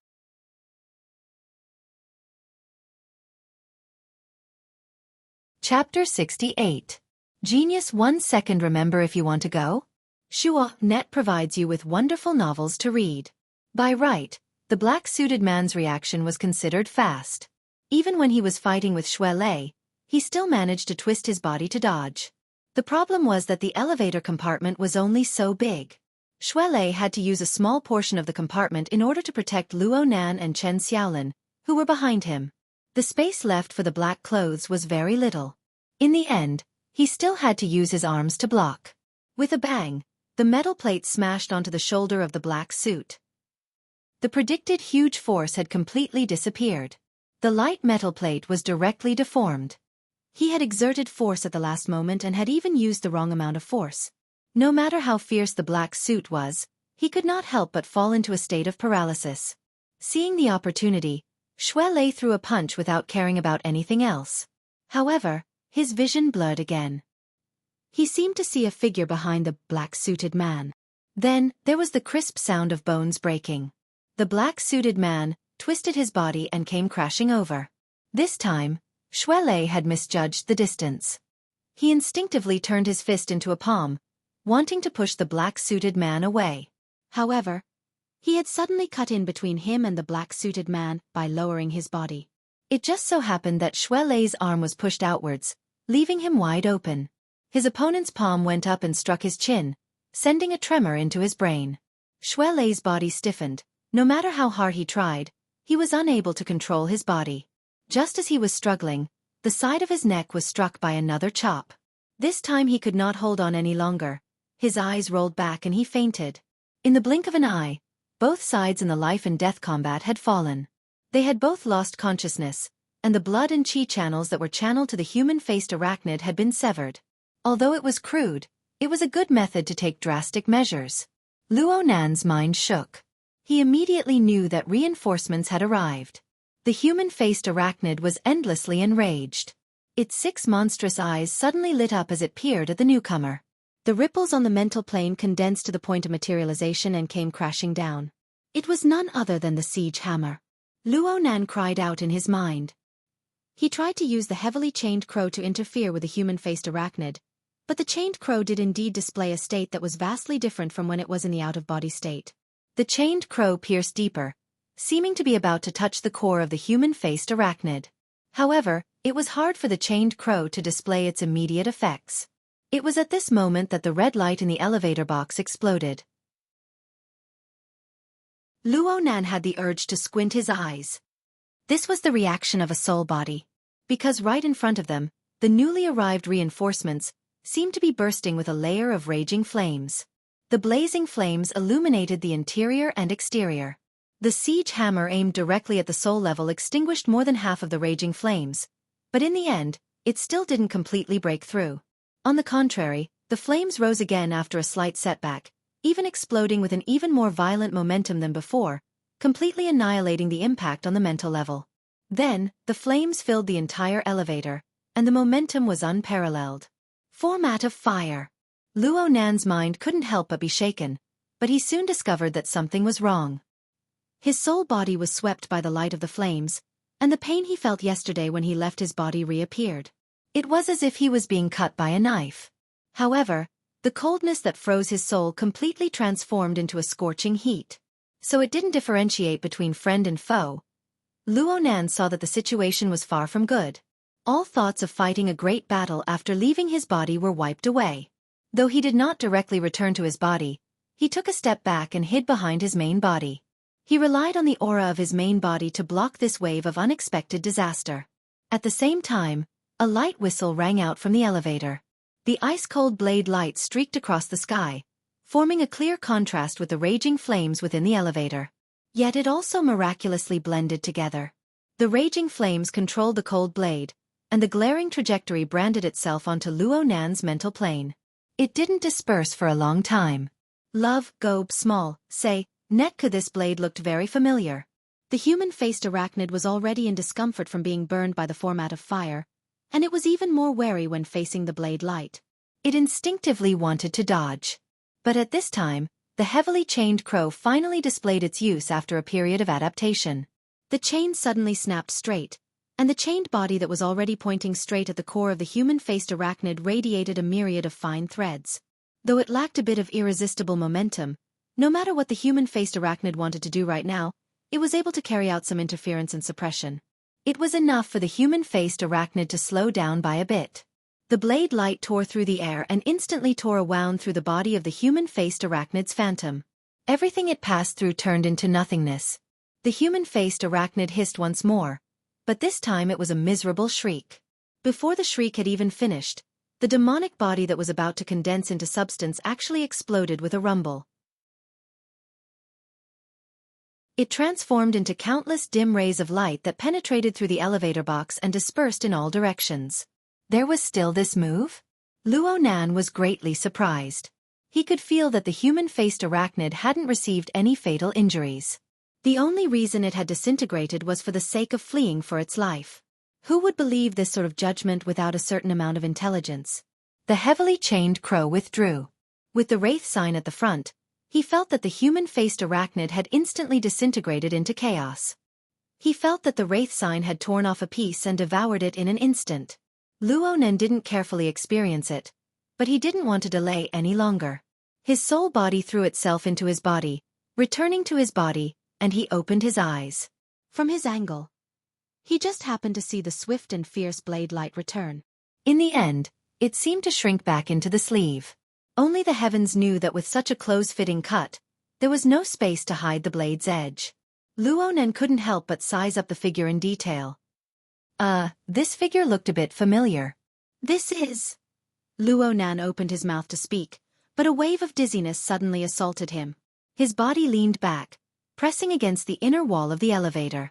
The ice-cold metal surface was soon heated up by his body temperature. Sure enough, the out-of-body technique was a very dangerous move. The consumption was enormous. The soul body had to bear a portion of the attack, and the fleshly body had to bear the brunt of it in the end. Speaking of which, he hadn't even eaten dinner today. He was already very hungry. But right now, this feeling of being very full. What was going on? Luo Nan slowly inhaled and exhaled in an attempt to alleviate the endlessly increasing feeling of bloating. But it was useless. The feeling of being stuffed came from the mental plane. It was like the wraith sign had taken a bite and forgot to measure how big its stomach was. It had been stuffed by the human-faced arachnid's gift. The piece torn from the body of the human-faced arachnid didn't just contain pure energy.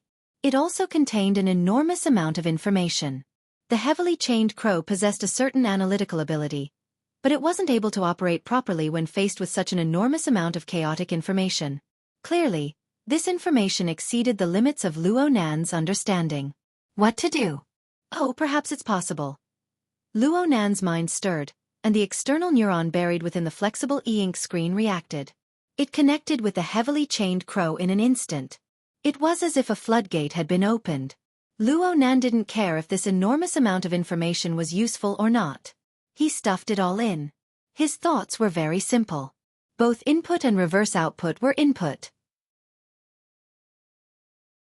The external neuron was able to control multiple system modules in the laboratory at the same time. It could suppress the enormous amount of information within the supercomputer. It shouldn't be a problem to deal with the excess information on the body of the human-faced arachnid. Reality proved that his judgment was correct. The external neuron really did consume as much information as it could, without any adverse reactions. The resolution of his mental senses was limited. Luo Nan didn't know how the external neuron operated in the end. He wanted to open the flexible screen and take a look. A hand reached out in front of him at this time.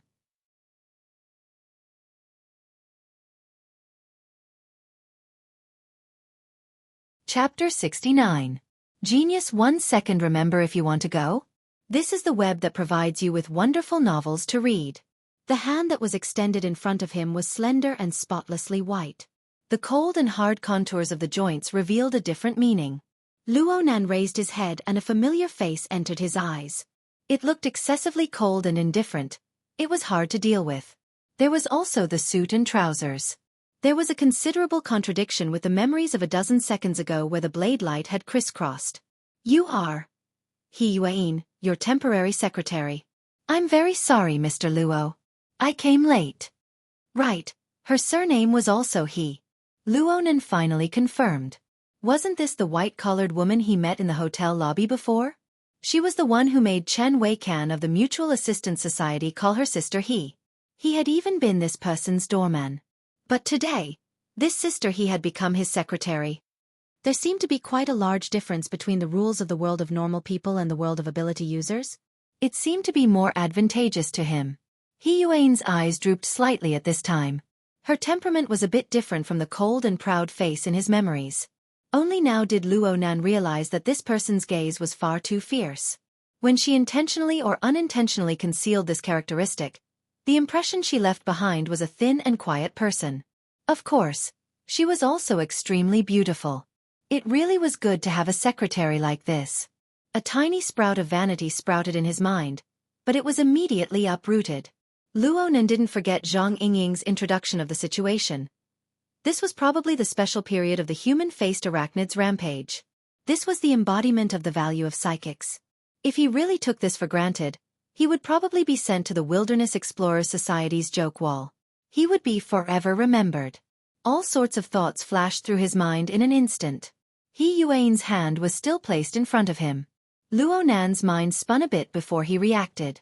He reached out and clasped her hand. When he truly touched her hand, he felt that He Yuan's hand was indeed as cold and hard as it appeared. Many of her fingertips and joints were covered in calluses. In comparison, Luonan's own palm was like that of a young master who had never experienced the baptism of wind and frost. It was a bit too soft. He Yuan exerted a bit of force and brought the half-leaning, half-falling Luonan up.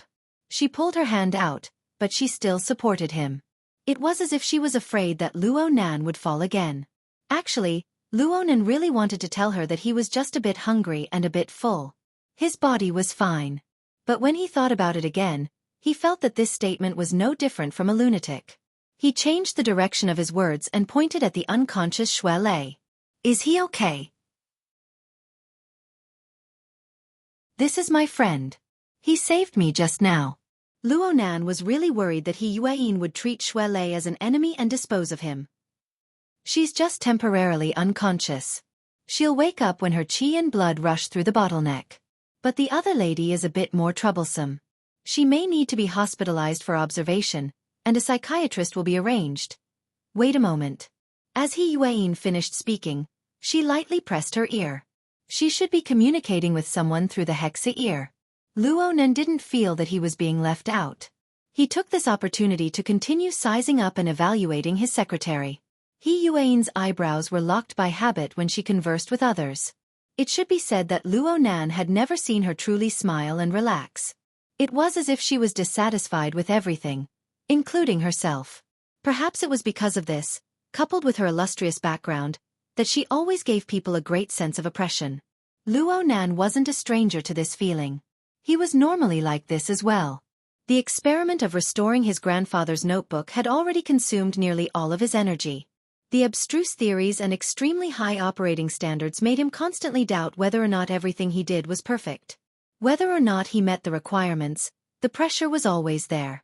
Naturally, it was hard for him to be happy. It was just that Luonan didn't have an illustrious background, so he couldn't form external oppression and the like. He could only appear more introverted and gloomy.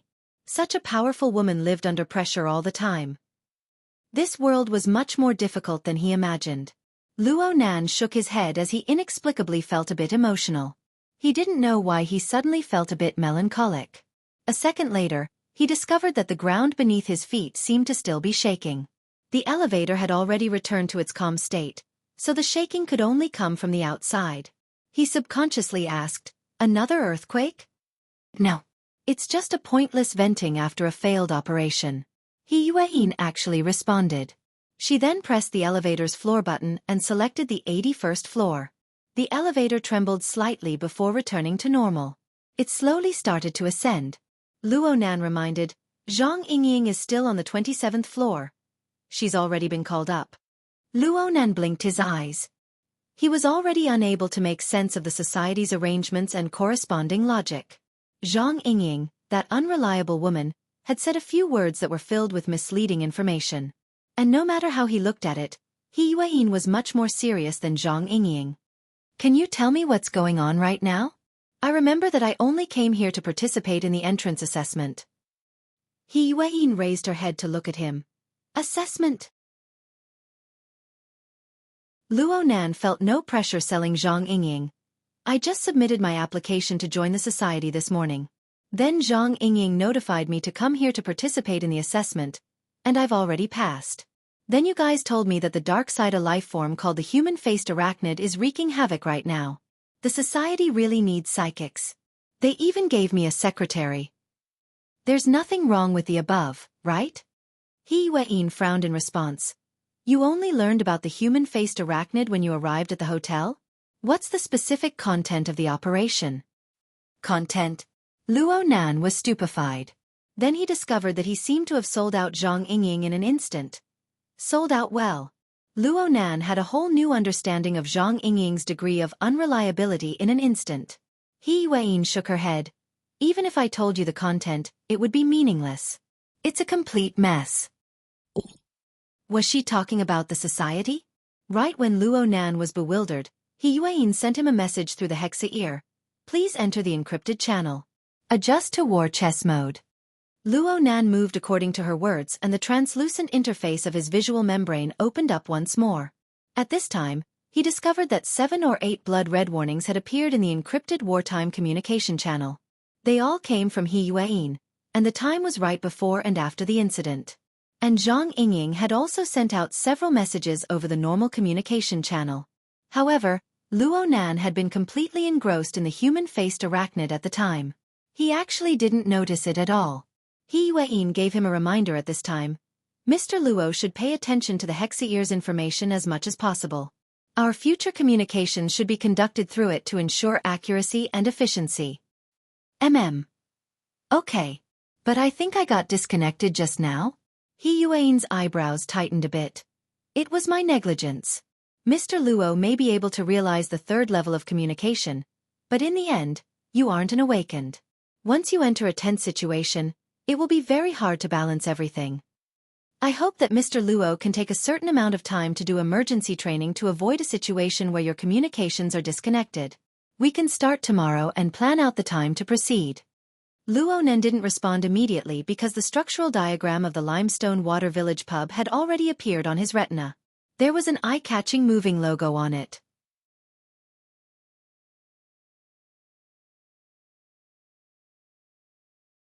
Chapter 70. A Genius in 1 Second. Remember love? Speak Net. Providing you with wonderful novels to read. The Limestone Water Village Hotel was not a standalone building. Even though it was 454 meters tall and had 108 floors, it could only exist as a secondary building to the entire Cloud City Water Village complex. Moreover, it was the one with the lowest height. There were a total of 6 buildings similar to the Limestone Water Village Hotel. They were distributed in a ring shape, rising one after the other. They surrounded the 1179-meter-tall main building of Cloud City, forming what could be called a first-rate complex of buildings in the entire world. Luo Nan saw a structural map that included the entirety of the Limestone Water Village Hotel, as well as a few passageways that led to the low-level business center. The meshed perspective map looked like a beehive, but it was 1,000 times more complex. The blue triangular flags representing the Wilderness Explorers Society were scattered within. It was as if they were rushing through a maze. Luo Nan blurted out when he saw this scene, "There are too few people."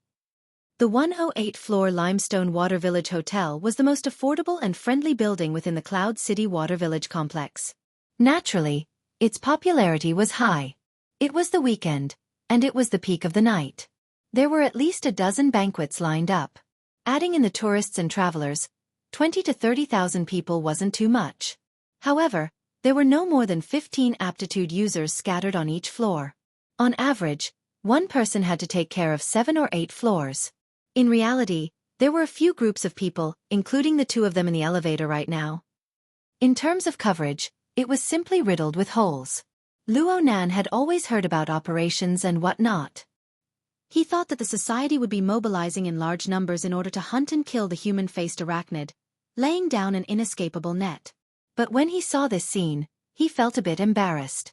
At this time, he remembered a small detail. "I remember you brought 4 people with you, Sister He?" Luo Nan was too embarrassed to call her secretary He, so he learned from Chen Weikan. "That's the one with the 4 of them together." Luo Nan was already completely convinced. Wasn't chasing after the human-faced arachnid like finding a needle in a haystack with this kind of configuration? He Yuan suddenly asked him at this time, "Can we switch to conference mode?" Luo Nan believed that she had other plans, so he naturally had no reason to refuse. Soon, a notification flashed on his retina interface. The wartime encrypted communications had entered conference mode. A row of avatars appeared on the interface. All 15 members of the association in the Limestone Water Village pub were online. Zhang Yingying's squirrel was among them. But contrary to his expectations, He Yuan's following words were clearly a response to his question. The number of people isn't a crucial factor. After all, the hidden resources under the control of the society are quite considerable. Moreover, 3 to 5 awakened working together is more than enough to surround and kill a human-faced arachnid clone if the allocation is proper. He Yuan naturally had the qualifications to speak these words as the powerful person who had directly repelled the human-faced arachnid. Luo Nan didn't have any objections, but he didn't say it in the private channel. He would only say it in public. "Sister He, what in the world were you thinking?" He Yuan's voice was piercingly cold and solemn. She didn't seem to have any intention of stopping. "Since there are so few people, it's impossible to form a complete coverage. There's no need to spread out, especially when the command and deployment is far from reaching a level of finesse." This was firing cannons. Luo Nan was stunned speechless when another voice jumped out from the Hexa ear as expected. "Oh! People from the military are different. Then how do we command and how do we deploy? Secretary He, give us a proper explanation." Impatience seeped through the oily tone. A flashing notification appeared in the corner of the retina interface. The number was 3393. The avatar was an ugly black beetle. "Love, Gobe small, say." Netku He Yuan didn't follow the rhythm of the black beetle. She just adjusted the building structure diagram and opened up a split-screen interface in the lower right corner. It displayed a surveillance image of the hotel's interior. Luo Nan noticed that most of the faces on the screen were students. Looking at the scale and shape, it was the scene of the mutual assistance cold dinner party that he had yet to enter. He Yuan quickly made a mark on the screen. One was located at the edge of the surveillance area. They were talking to a man and a woman, Xue Lei and Chen Xiaolin. The other was standing parallel to them. The black-suited male was getting closer and closer. Clearly, this was the image from before the incident. Luo Nan could see that Xue Lei and Chen Xiaolin had quarreled. They probably had misgivings about being in a public place. After quarreling for a few sentences, they left. They probably wanted to find a quiet place to talk. The black-suited male followed behind them the entire time. Then the surveillance image switched to the elevator entrance. Luo Nan, who was drawing with his head lowered, entered the frame. Of course, there was also Zhang Yingying, who was watching from the side. Please pay attention to everyone's position at this moment. He Yuan's piercingly cold voice rang out. According to Zhang Yingying's description and the display of the war chess mode, Mr. Luo discovered the abnormality on his friend's body at this moment. He gave a warning and was ambushed by the Black Wolf behind him. Black Wolf? Luo Nan's gaze turned to the black-suited male on the ground. So this person had a code name? Speaking of which, this person was much more miserable than Xue Lei. He Yuan's attack just now had directly smashed his spine. Luo Nan didn't know if he could be saved. But He Yuan's explanation immediately stunned Luo Nan. Black Wolf is a registered member of the society. He is also a member of this search and capture operation. However, right now he is already a slave of the human-faced arachnid. He Yuan's tone was tranquil. She didn't have any other emotions because of the change in her companion's position. But the conference channel was a sheet of silence. Clearly, this fact made the others rather embarrassed. He Yuan's analysis continued at this time. We haven't found the scene of Black Wolf being infected. But according to the time of the last call, it was approximately 20 minutes ago. Then, the infected Black Wolf approached the next target.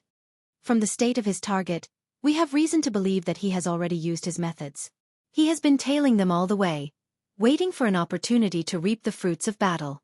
The human-faced arachnid's methods are crude and intense. There is practically no buffer time in between. And right now, we still don't know anything. Only He Yuan's voice remained in the conference channel for the time being.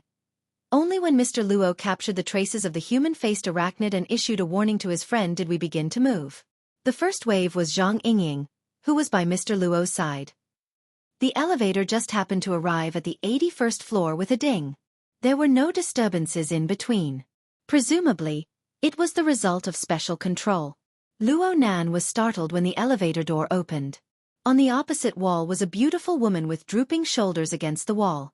Wasn't that Zhang Yingying? This young woman, who had always radiated with vitality, was clearly receiving information from the conference channel. She had a premonition of the unpleasant evaluation that would follow. She raised her hand weakly. "Hi. I'm here."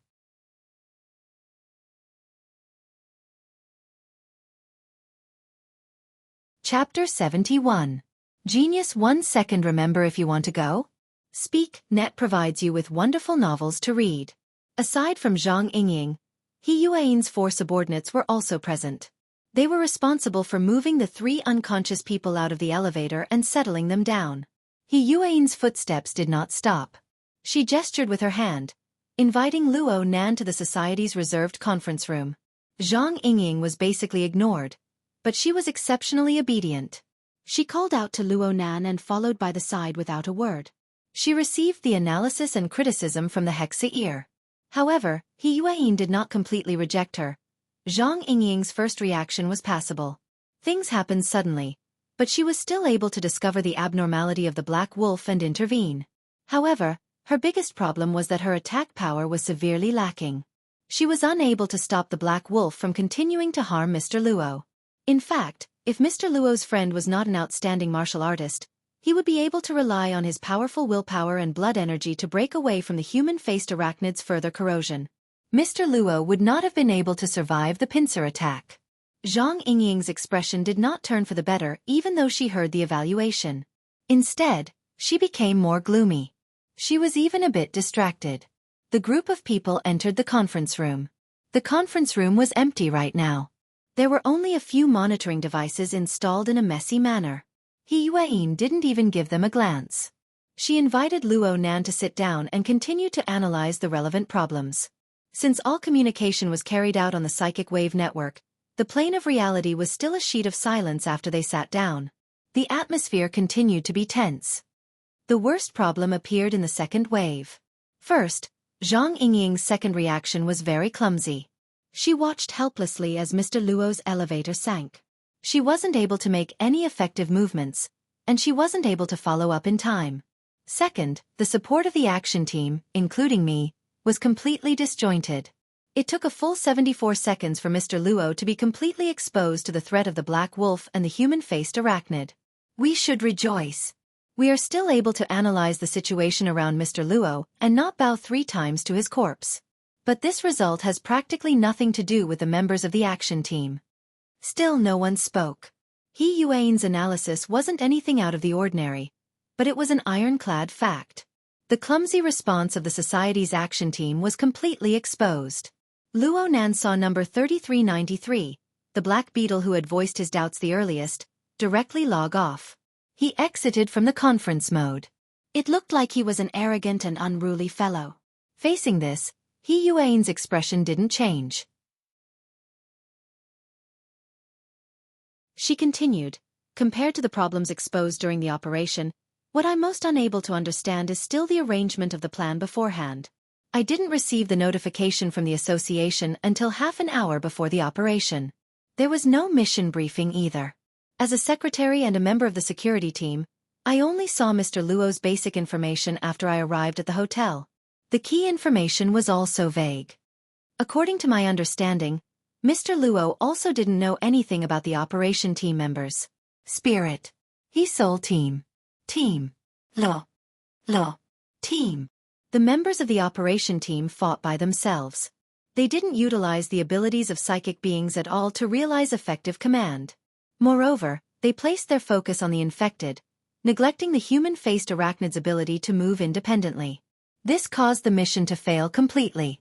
These are some of the problems I've discovered during the operation. I Chen. But I not. From. I. From. Dumb. But I hope everyone can seriously discuss and solve the problems that have been exposed and continue to be exposed. Otherwise, our pursuit of the human-faced arachnid will only lead to continuous failures, leading to unfathomable consequences. Love, Gob little say, net kuova. He Yuan's long analysis finally came to an end. No one spoke for a long time in the conference channel. No one responded to her proposal. The atmosphere was awkward. Luonan even thought that if He Yuan's words hadn't softened a bit in the end, perhaps more people would have withdrawn like the Black Beetle. He could see that He Yuan's strict and serious behavior was a bit out of tune with the society's overall atmosphere. Luonan thought back to Zhang Yingying's evaluation of ability users this morning. The evaluation of ability users such as arrogant, wild and unruly, eccentric and perverted, and so on. Now it seemed that they weren't particularly exaggerated. At the very least, the evaluation of scattered sand was absolutely realistic. Perhaps, this operation would come to an end without any progress? Unexpectedly, Zhang Yingying spoke through the conference channel. Everyone, we've lost face to this extent. Aren't we afraid of making a public appearance? Tactics are needed to fight a boss. We've really underestimated the enemy by swarming over like a swarm of bees. Let's talk things over together. Zhang Yingying's words were admittedly dispirited. She had the appearance of everyone come over for a farewell meal, but the effect was actually quite good. In the silent and stiff conference channel, there was a chaotic sound. Sure. Let's go up and discuss tactics. It's good to meet each other. Mr. Luo hasn't said anything yet. Has he been turned into a figurehead by the secretary? He's the vice president. Today's fortune is tomorrow's calamity. Mr. Luo really knows how to play it safe. I heard that he's still quite young. I haven't met the future vice president yet. This isn't a good start. Learning from the military's successful experience isn't bad. Speaking of which, does the vice president play the wilderness? The military has a team in the wilderness, right? The vice president should be an expert. What character does she usually use? Luonan was speechless. This was clearly a group of wilderness battle squads. They usually played the game 10 days in the wilderness and gathered together. He didn't know who called out to them, but they just rushed over to deal with the human-faced arachnid. They probably thought that this was the same as fighting a boss in a game? He Yuan was expressionless towards this. She just sat quietly and waited. He looked at Zhang Yingying again. She was lying on the table after she finished speaking. She continued to act as if there was nothing left to live for. She felt Luonan's gaze and suddenly turned her head. Hey, draw another picture for me. Huh. Forget it. You don't understand anything. Zhang Yingying buried her head in the crook of her arms. She was in a position where no one could see her, and she became all the more depressed. She knew that He Yuan was very impartial in her evaluation of this entire matter. But the more she was like this, the more she minded. All because of a single sentence. Her attack power was severely lacking. Ever since she entered the society, her white rainbow strike had received praise from the big shots of the society. She was known as the most explosive attack power on the awakened level. She had always been proud of this. But the truth was that she hadn't dealt enough damage to Black Wolf at all. If Black Wolf had used a heavy technique on Luonan back then it would be useless to say anything now. Zhang Yingying was a bit absent-minded as she felt the clear and sharp energy flowing through her body.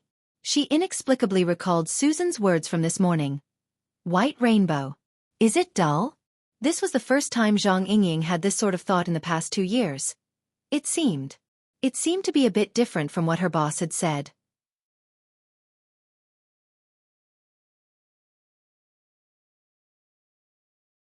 Chapter 72. Genius in 1 second. Remember Love Go? Speak, net.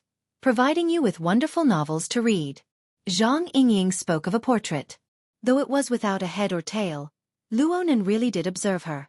Frankly speaking, Zhang Yingying had indeed changed, and it was quite big.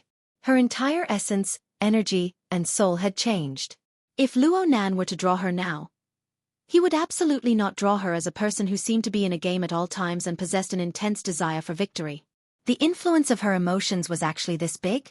Mr. Luo. He Yuan sent a message through the Hexa ear. Please enter the encrypted communication project 001. Okay. Luo Nan followed the request and entered the project module that was established at the last minute. A simple interface had already been built inside. Luo Nan was unsure of the concrete contents, but he could see that it was related to him and the human-faced arachnid. Information was constantly being updated right now, changing at every moment. Was this a template that came with the Hexa ear? Or was it He Yuan who built it herself? If it was the latter, then Luo Nan could only sigh in admiration at He Yuan's powerful control on the mental plane. Before the meeting, I hope to gather some information to use as a basis for decision-making. Mr. Luo, you don't mind, right? Luo Nan answered honestly. There are some things that I don't even know how to say. It's fine. It's fine as long as you can provide first-hand information. Back in the elevator, aside from your friend Xue Lei. Yes. Aside from Mr. Xue blocking the Black Wolf, you should have created some sort of restriction on the human-faced arachnid. Is that right? Luo Nan secretly rolled his eyes. How could the first question be so sharp? However, the heavily chained crow that was molded from his grandfather's formatting theory was an open and above-board achievement. Luo Nan didn't even have the time to publicize it. He didn't have any thoughts of keeping it to himself. What he needed to avoid was his relationship with a human-faced arachnid and his intuition as the trump card of a psychic. That was all. The problem right now was that he couldn't explain it in a short amount of time. So he could only express it rather regretfully. At the time, I felt that there was some sort of negative existence in the elevator, so I tried to use the chains to suppress it. Chains? Luo Nan was waiting for this question. He took a deep breath and expressed it as clearly as he could. This is a format, constructed on the mental plane according to my grandfather's theory. Its function is to suppress the abnormal state of the body and mind. He Yuan said curiously. Constructing a format on the mental plane? Do you mean the prototype format of formatting theory? Luo Nan's impassioned mood was instantly doused in cold water.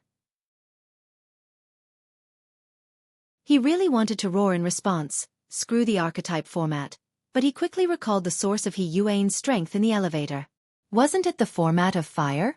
Without a doubt, in the heart of a burner like her, Yan Hong's archetype formatting theory was the cornerstone of power. She wouldn't accept anything else.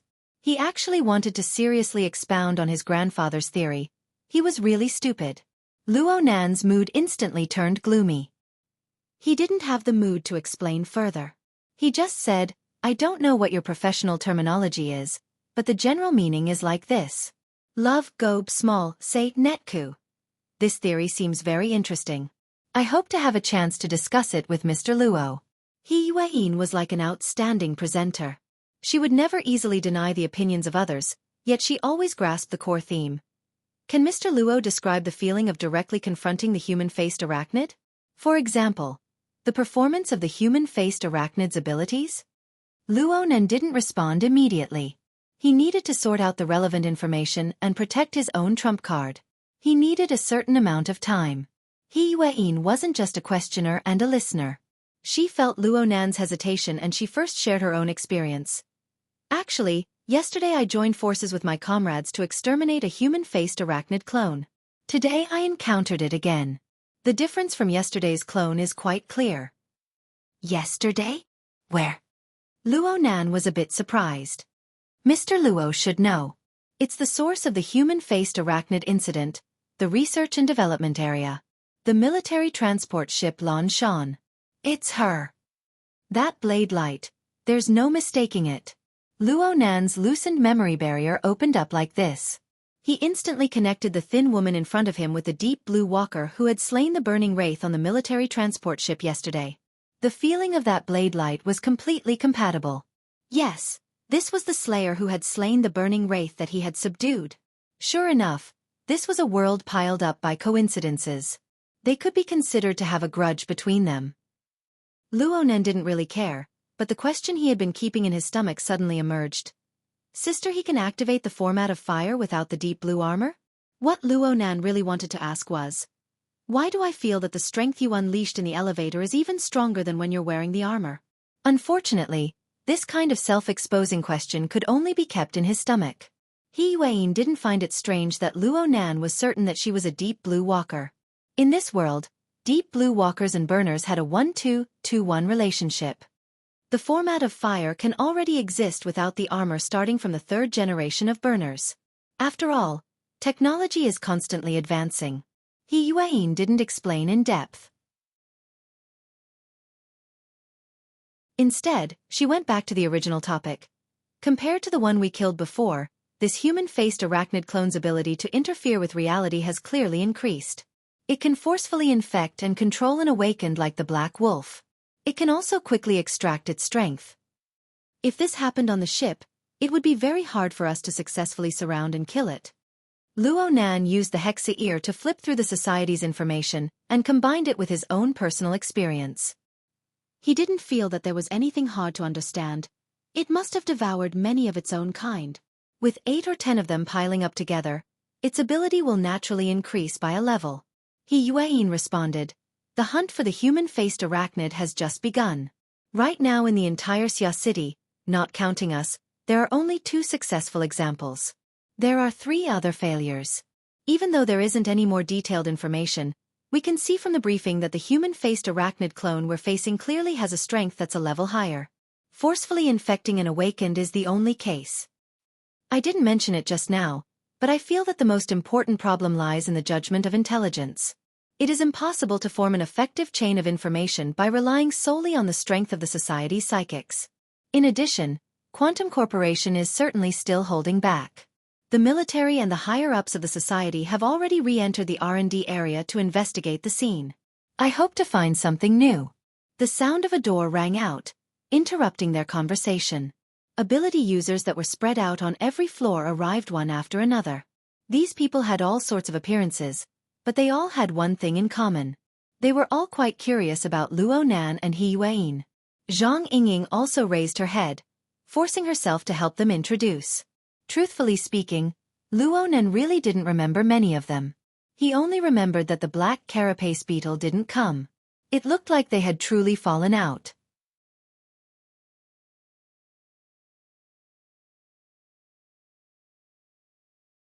Chapter 73. Genius 1 second. Remember if you want to go? Net provides you with wonderful novels to read. Sweat. I came back later than I expected. Everyone, please forgive me. Since they were all sitting together, He Yuan no longer conversed with Luo Nan alone. She began the meeting. He Yuan had already established her position in the society through her accomplishment of single-handedly repelling the human-faced arachnid's clone in the elevator. She had analyzed the previous problems. Of course, she had a faint military background. No one expressed any dissatisfaction with her presiding over the meeting. At least on the surface. As for Luo Nan, he was still in the stage where he was being observed. Gazes fell on his face, and all of them were straightforward playfulness and curiosity. There was no concealment whatsoever. Luo Nan was also observing them. If the operation continued, his safety would be greatly affected by these people. Of course, he couldn't be careless. He didn't remember it during the initial introduction, so he could only study it hard during the meeting. Luo Nan really admired his secretary when it came to this. It was only during their introductions that he learned that He Yuan had also just retired from the military. She had joined the Wilderness Explorers Association less than a day ago and was a newcomer, just like him. But with the same experience, He Yuan could clearly remember the names and nicknames of all the participants. There was no hindrance in communicating during the meeting, and she also had a clear understanding of everyone's duty and movement within the hotel. This was not just a matter of memory, but also a matter of whether one was diligent or not. Speaking of meetings, the initial format was quite casual. He Yuan didn't walk down one topic after another. Instead, she followed the same pattern of communication she had with Luo Nan. She chatted and gathered information from all sides. Luo Nan didn't exit Project 001, so he could clearly see that the template's contents were being updated and adjusted at lightning speed. The blueprints of the Limestone Water Village pub also became more and more detailed. It could be seen that He Yueyin was attempting to reverse engineer the movements of the human-faced arachnid. She wanted to see how it would make its move against the black wolf. However, she was unable to see the results at the moment. Luo Nan felt quite familiar with this sort of intuitive deduction method. Love, go small, say.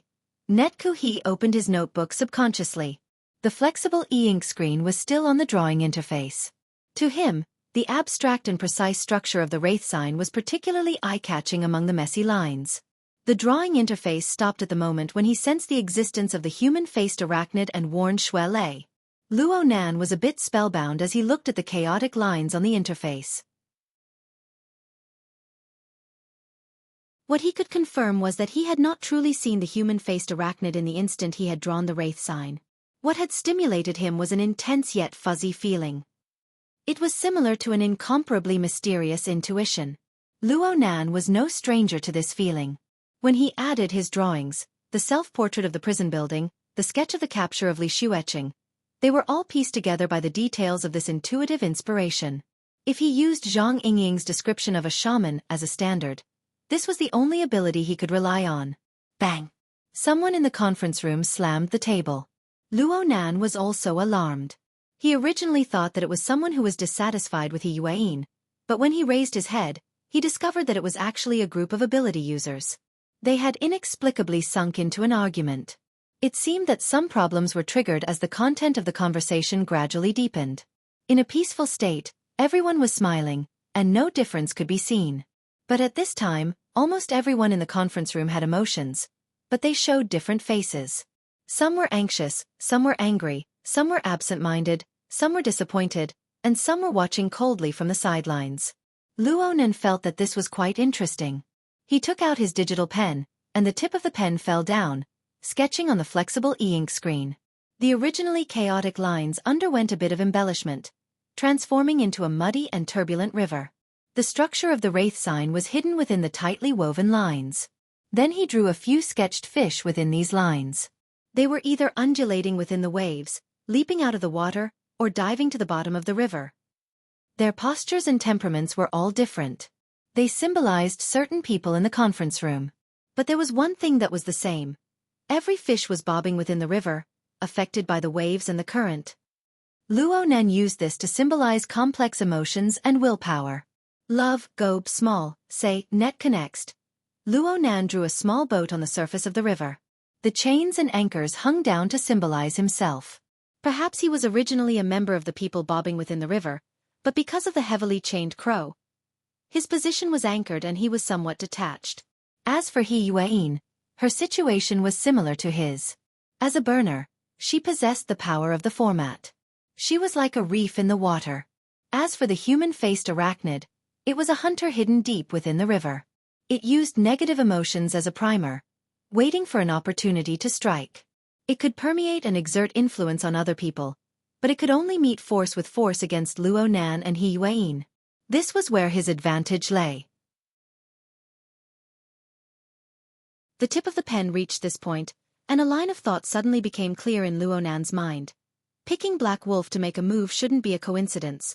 How could the human-faced arachnid have the luck to randomly pick an awakened?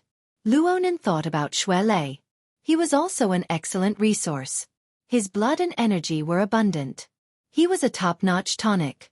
Perhaps the human-faced arachnid had chosen every single person present.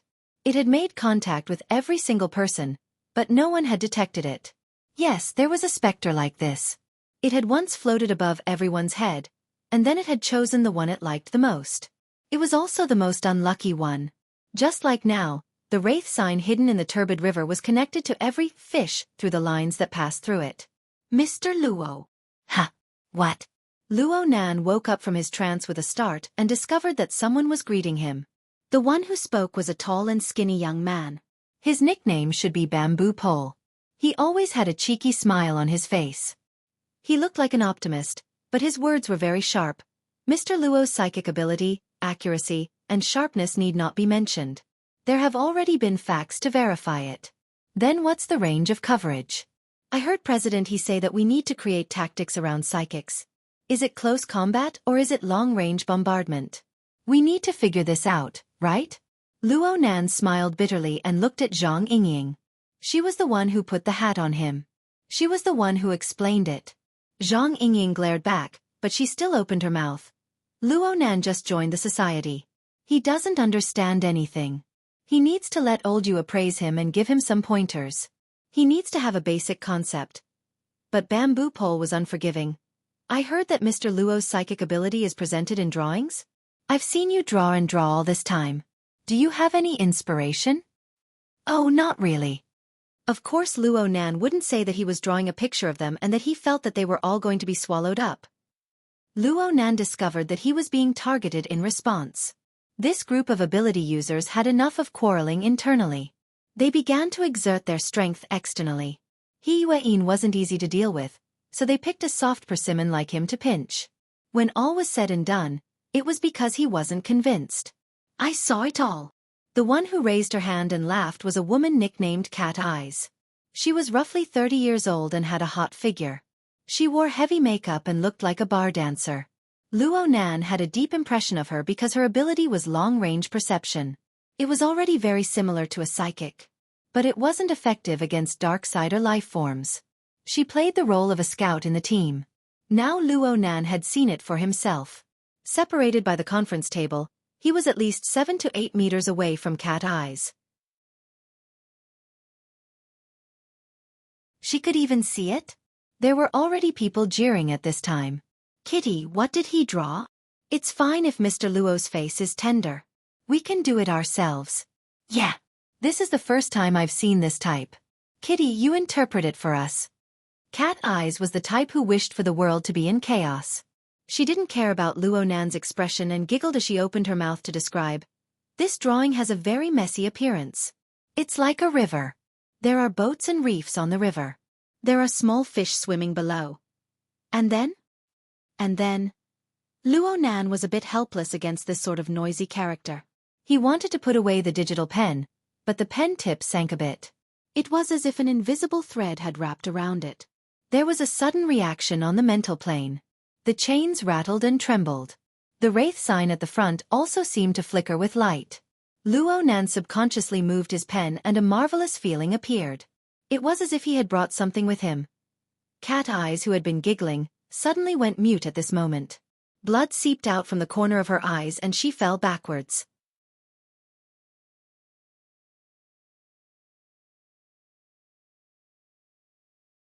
Chapter 74. A genius in 1 second remembers love? Speak Net provides you with wonderful novels to read. The chairs in the conference room were quite stable. Cat Eyes bumped into the back of the chair, causing it to sway slightly and push her body forward. Her entire body was as soft as a noodle. Clearly, she had completely lost consciousness. She swayed a few more times before finally falling forward. Her forehead bumped into the conference table with a muffled sound. She did not react at all.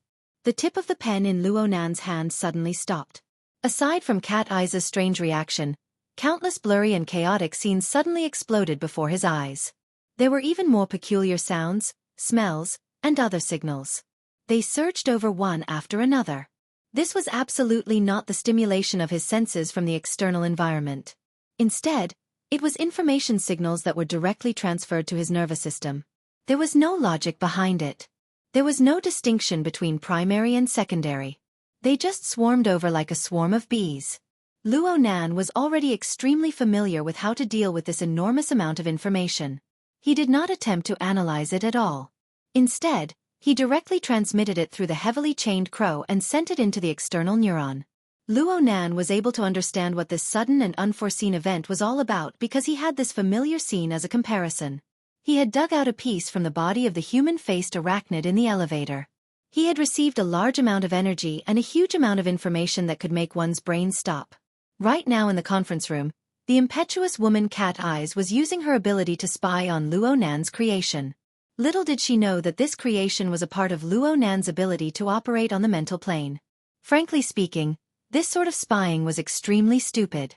Cat Eyes had swapped places with a human-faced arachnid. She took the initiative to deliver herself to Luo Nan's doorstep when Luo Nan's mental plane was the most active. Then, she was pierced through by the heavily chained crow. The chains and the wraith sign dug out a piece from her without a trace of politeness. The contents involved Cat Eye's most proficient memories of long-range perception. The specific contents would need to be analyzed by the external neuron. Bang! Someone slammed the table when they saw Cat Eye's miserable appearance. Kid Luo! What the hell are you doing? Bang! Someone beside Luo Nan also slammed the table and stood up. You bunch of idiots! What the hell are you doing when a psychic is working? The one who stood up and roared was Zhang Yingying. Perhaps it was because she had an instinctive protective heart towards the talent she had unearthed herself. She stood up without the slightest hesitation and tore at her friend. Her imposing manner soared to the heavens. When old you burns the turtle shell, why don't you try pouring a basin of water on it? Why don't you try smashing old Gao's altar when he's casting the spell? Try slapping Lao Bai's face when he's in the dream. Even if you don't know about manners, you should at least know about taboos, right? Since when did shamans become someone you can flirt with at any time? After a round of reprimanding, regardless of whether they were convinced or not, the group of ability users were all dumbfounded. At this moment, Cat Eye's shoulder moved. She began to show signs of regaining consciousness. The people at the side crowded around to take a look. Approximately 5 or 6 seconds passed before Cat Eye's finally regained her wits. She sat up straight with the help of someone. She blinked her eyes and had a blank expression on her face. What happened? Did he lose his memory? Someone stretched out his finger. Kitty, how many is this? Scram. Cat Eye's vitality did not diminish in the slightest as she scratched with her long manicured fingers. She quickly recovered and began to feel annoyed that there were too many people crowding around her. She waved her hand to chase them away. Love, Gobe, small, say, Netku. What happened just now? Give me a clear explanation. How would I know? Cat Eye's voice was sharp and clear when she spoke. But when she looked at Luo Nan, she clearly felt a bit weak. I was just looking at the painting and feeling the changes in his aura in passing. I wanted to see if this painting was for real or just to scare people. Oh! More than half of the people rolled their eyes. Just looking at the painting was fine. Why did you have to feel his aura? When a psychic was working, the rise and fall of his aura was equivalent to the life and death combat state of a combatant. A single mistake would cause a reversal. Who knew what the consequences would be? Zhang Yingying slammed the table on the spot. Kitty, do you not want to live anymore? Cat Eyes was clearly a bit embarrassed. I was just trying. I was just curious. There are a few psychics in the society. Each and every one of them are hidden like thieves. It's rare to see such an interesting lad. Mr. Luo.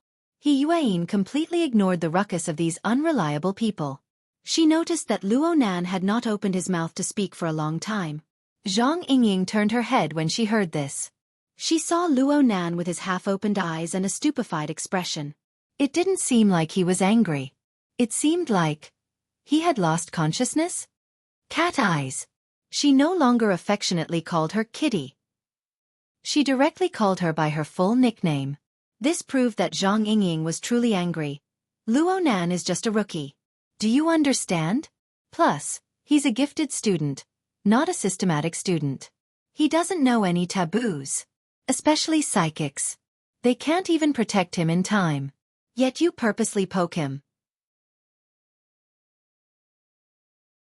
Do you even have the intelligence of a professional?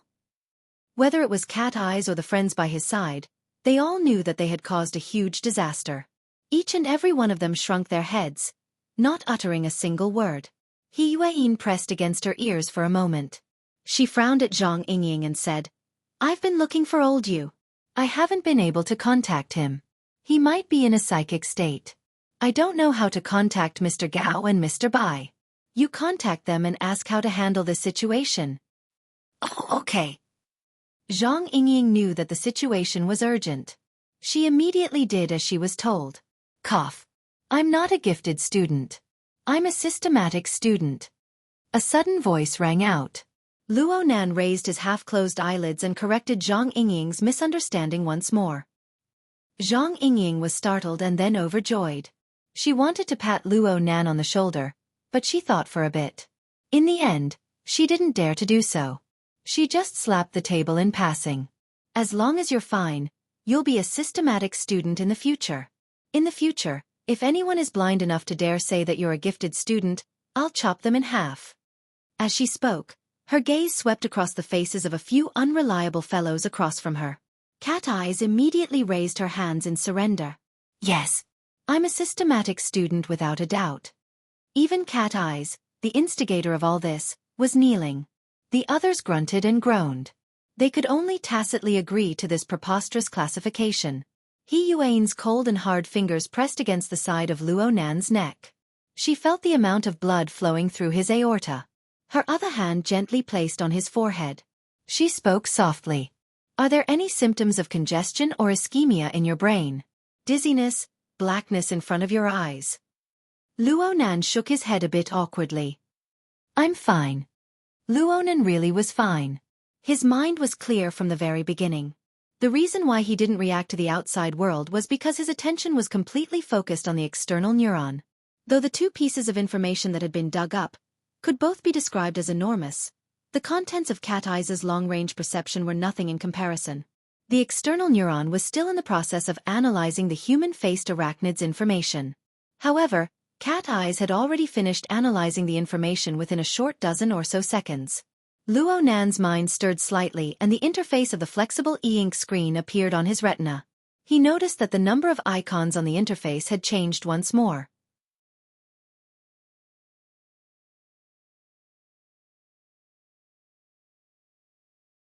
Chapter 75.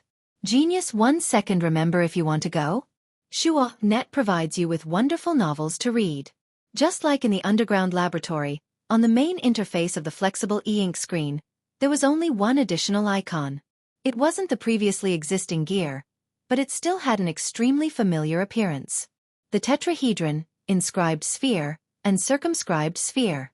Luo Nan's visualization diagram. However, the icon was dark as a hole. It was as if an application had been downloaded, but the download and installation had not been completed. Most of it was still in the shadows, and only a very small portion was lit up. The progress showed 1%. It was surprisingly slow. Luo Nan's telepathic thoughts swept over the surface. He made some basic information clear, but doubts followed. In the end, how much did he dig out from the body of the human-faced arachnid? If he wanted to express the theme, shouldn't it be displayed as wraith sign or something?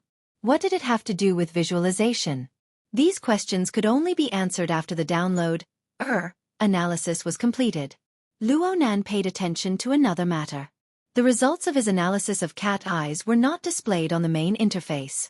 He felt that there was a layer separating him from it when he wanted to touch it. There seemed to be some tricks to it. Hey, are you okay? Zhang Yingying, as well as the other people in the conference room, saw Luo Nan inexplicably enter a trance state after replying with a few sentences. Their hearts grew more and more uncertain. Being a shaman was a profession that involved mysterious things on the spiritual level. It was really not easy to grasp. Other than old Yu Gao Deshuan, who was well cultivated and didn't seem to have any abnormalities, the rest of the spirit mediums in the association were all a little neurotic. It was said that it had something to do with the backlash they received when they used their abilities in their early years. Zhang Yingying could not help but glare angrily at Cat Eyes, who knew that Luo Nan's line of sight would move at this time. He moved in sync with Zhang Yingying and pointed at Cat Eyes. Love, Gobe, small, say. Netka Cat Eyes was already a bit immune to Zhang Yingying's angry glare. But when Luo Nan looked at her with an unreadable expression, her heart suddenly skipped a beat. She was inexplicably nervous. Hey, what are you so nervous about? Even Cat Eyes herself could not bear to watch her overly abnormal emotions. She had always been a troublemaker. She was careless, and her courage was outrageous. She had always prided herself on this. However, ever since she caused trouble just now, she felt that her heart had no roots and she had really become an obedient cat. Now that she was facing Luo Nan, the feeling of weakness continued to sprout. Finally, her self-consciousness counterattacked. He was yelled at by Zhang Yingying just now because they were friends. Who the hell do you think you are? Cat Eyes immediately widened her eyes. She glared back at Luo Nan, and her mouth became even more unrestrained. What? You want compensation? Sure, can I sleep with you? According to her observations of Luo Nan, this introverted and immature kid would most likely be unable to resist. In the end, Zhang Yingying would have to take the lead. When the time came, she would pester him endlessly for a bit and give him a more or less reasonable explanation. But the problem was that Luo Nan's gaze was completely devoid of any emotions that could be interpreted. Luo Nan was not affected by any external emotions, including Cat Eye's deliberate provocation. Luo Nan saw that Zhang Yingying wanted to slap the table again, but he just nodded to Cat Eyes. "Come over and help me out, okay?" Everyone in the conference room looked at each other in dismay. Cat Eyes pointed at herself and said, "Me? Hold on. This posture is too weak." Cat Eyes wanted to flip out again, but Luo Nan had already lowered his head. His digital pen fell onto the flexible e-ink screen once more. "What are you pretending for at such a young age?" Cat Eyes let out a laugh. She suddenly jumped over from the table without any warning. Her 12-centimeter roots were as tall as the heavens, and she landed noiselessly. Her movements were nimble and she was truly like a large cat. The thick and dizzying smell of perfume covered the entire area. She supported herself on the table with one hand and half of her body turned into a shadow. She fell onto the flexible e-ink screen in Luo Nan's hand. "Hey, pretentious kid. How do you want me to help you? It can't be that you can't draw a picture, so you want to find a scapegoat in the end, right?" Luo Nan glanced at her. He just felt that this woman was unreasonable. But sudden inspiration was very precious. He didn't want to make a mistake, so he simply lowered his head and looked straight at the flexible e-ink screen. He said, "Don't talk. Try your best not to let your imagination run wild. Look at this picture of mine. What do you think?" "You want to harm me again?" Thinking back to the miserable state of her bloodshot eyes, Cat Eyes felt a bit weak in her heart. It wasn't easy for her imposing manner to rise, but it rapidly declined. Zhang Yingying pushed her from behind. "I've already looked at it several dozen times. Nothing happened. You're clearly looking to die, okay? Who knows if you guys are having an affair or not?" Cat Eyes casually mocked back. She squinted her eyes, looking as if she wanted to look but did not dare to look. "Shut up." Luo Nan's commanding words entered her ears, and Cat Eyes' heart skipped a beat. She really did not speak anymore. Her eyes opened a bit and she looked towards Luo Nan's flexible e-ink screen. She had already used her long-range perception to scan this sketch, but she did not discover anything strange about it. But now that she obeyed Luo Nan's command, her gaze fell down, and the feeling was completely different.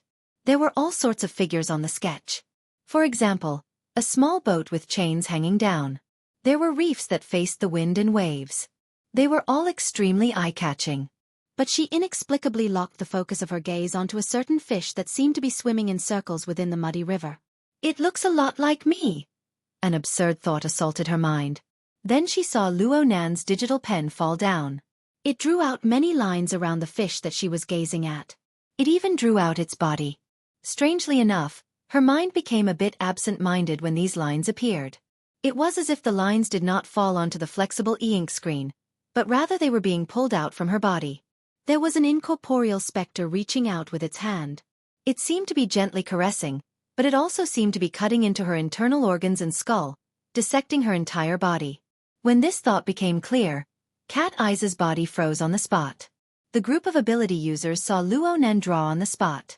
Luo Nan's pretentiousness was raised high, and their curiosity was piqued. They all gathered around in a circle. From their perspective, Luo Nan's sketch appeared chaotic at first glance, but it was extremely intuitive. The originally chaotic interweaving river structure inexplicably cleared out a relatively clear trajectory as the tip of the pen moved. It clearly symbolized the route that the fish had taken to get here. Some of the quick-witted ones vaguely understood that this seemed to be tracing back to something that had happened before. Psychics could trace back to the past. They could foresee the future. The conference room was silent for a time. No one dared to disturb the work of a genuine psychic. "Sister He." Luo Nan suddenly spoke once more. This was just a habitual action, but he quickly reacted. He switched to the psychic wave network and entered Project 001 to converse with He Yuan. At this time, a blurry figure appeared on the structural map of the Limestone Water Village pub. He tried to find a matching area within it. The problem was that Luo Nan was unfamiliar with the operation, so he could only seek help from others. Luo Nan and He Yuan's little movements could not be hidden from others. The group of ability users did not need to think to know what was going on. They immediately rushed into the encrypted channel and switched to Project 001. The only one who did not do this was Cat Eyes. At this very moment, she was completely unable to divert any energy. Her legs, which were wrapped in black stockings, were trembling uncontrollably. If she had not used her hands to support herself on the table, she might have already fallen to her knees. That specter, that incorporeal specter, was not satisfied with dissecting her completely. It began to greedily devour her. Cat Eyes could only feel her strength rapidly draining away. Her consciousness grew more and more absent-minded. And the source of all of this? She could still see the tip of the pen on the flexible e-ink screen. It seemed to be flowing, but every minute pause was a heavy bombardment on the mental plane. Luo Nan. It could only be Luo Nan. This demon. Cat Eyes recalled the entire process from beginning to end and suddenly understood.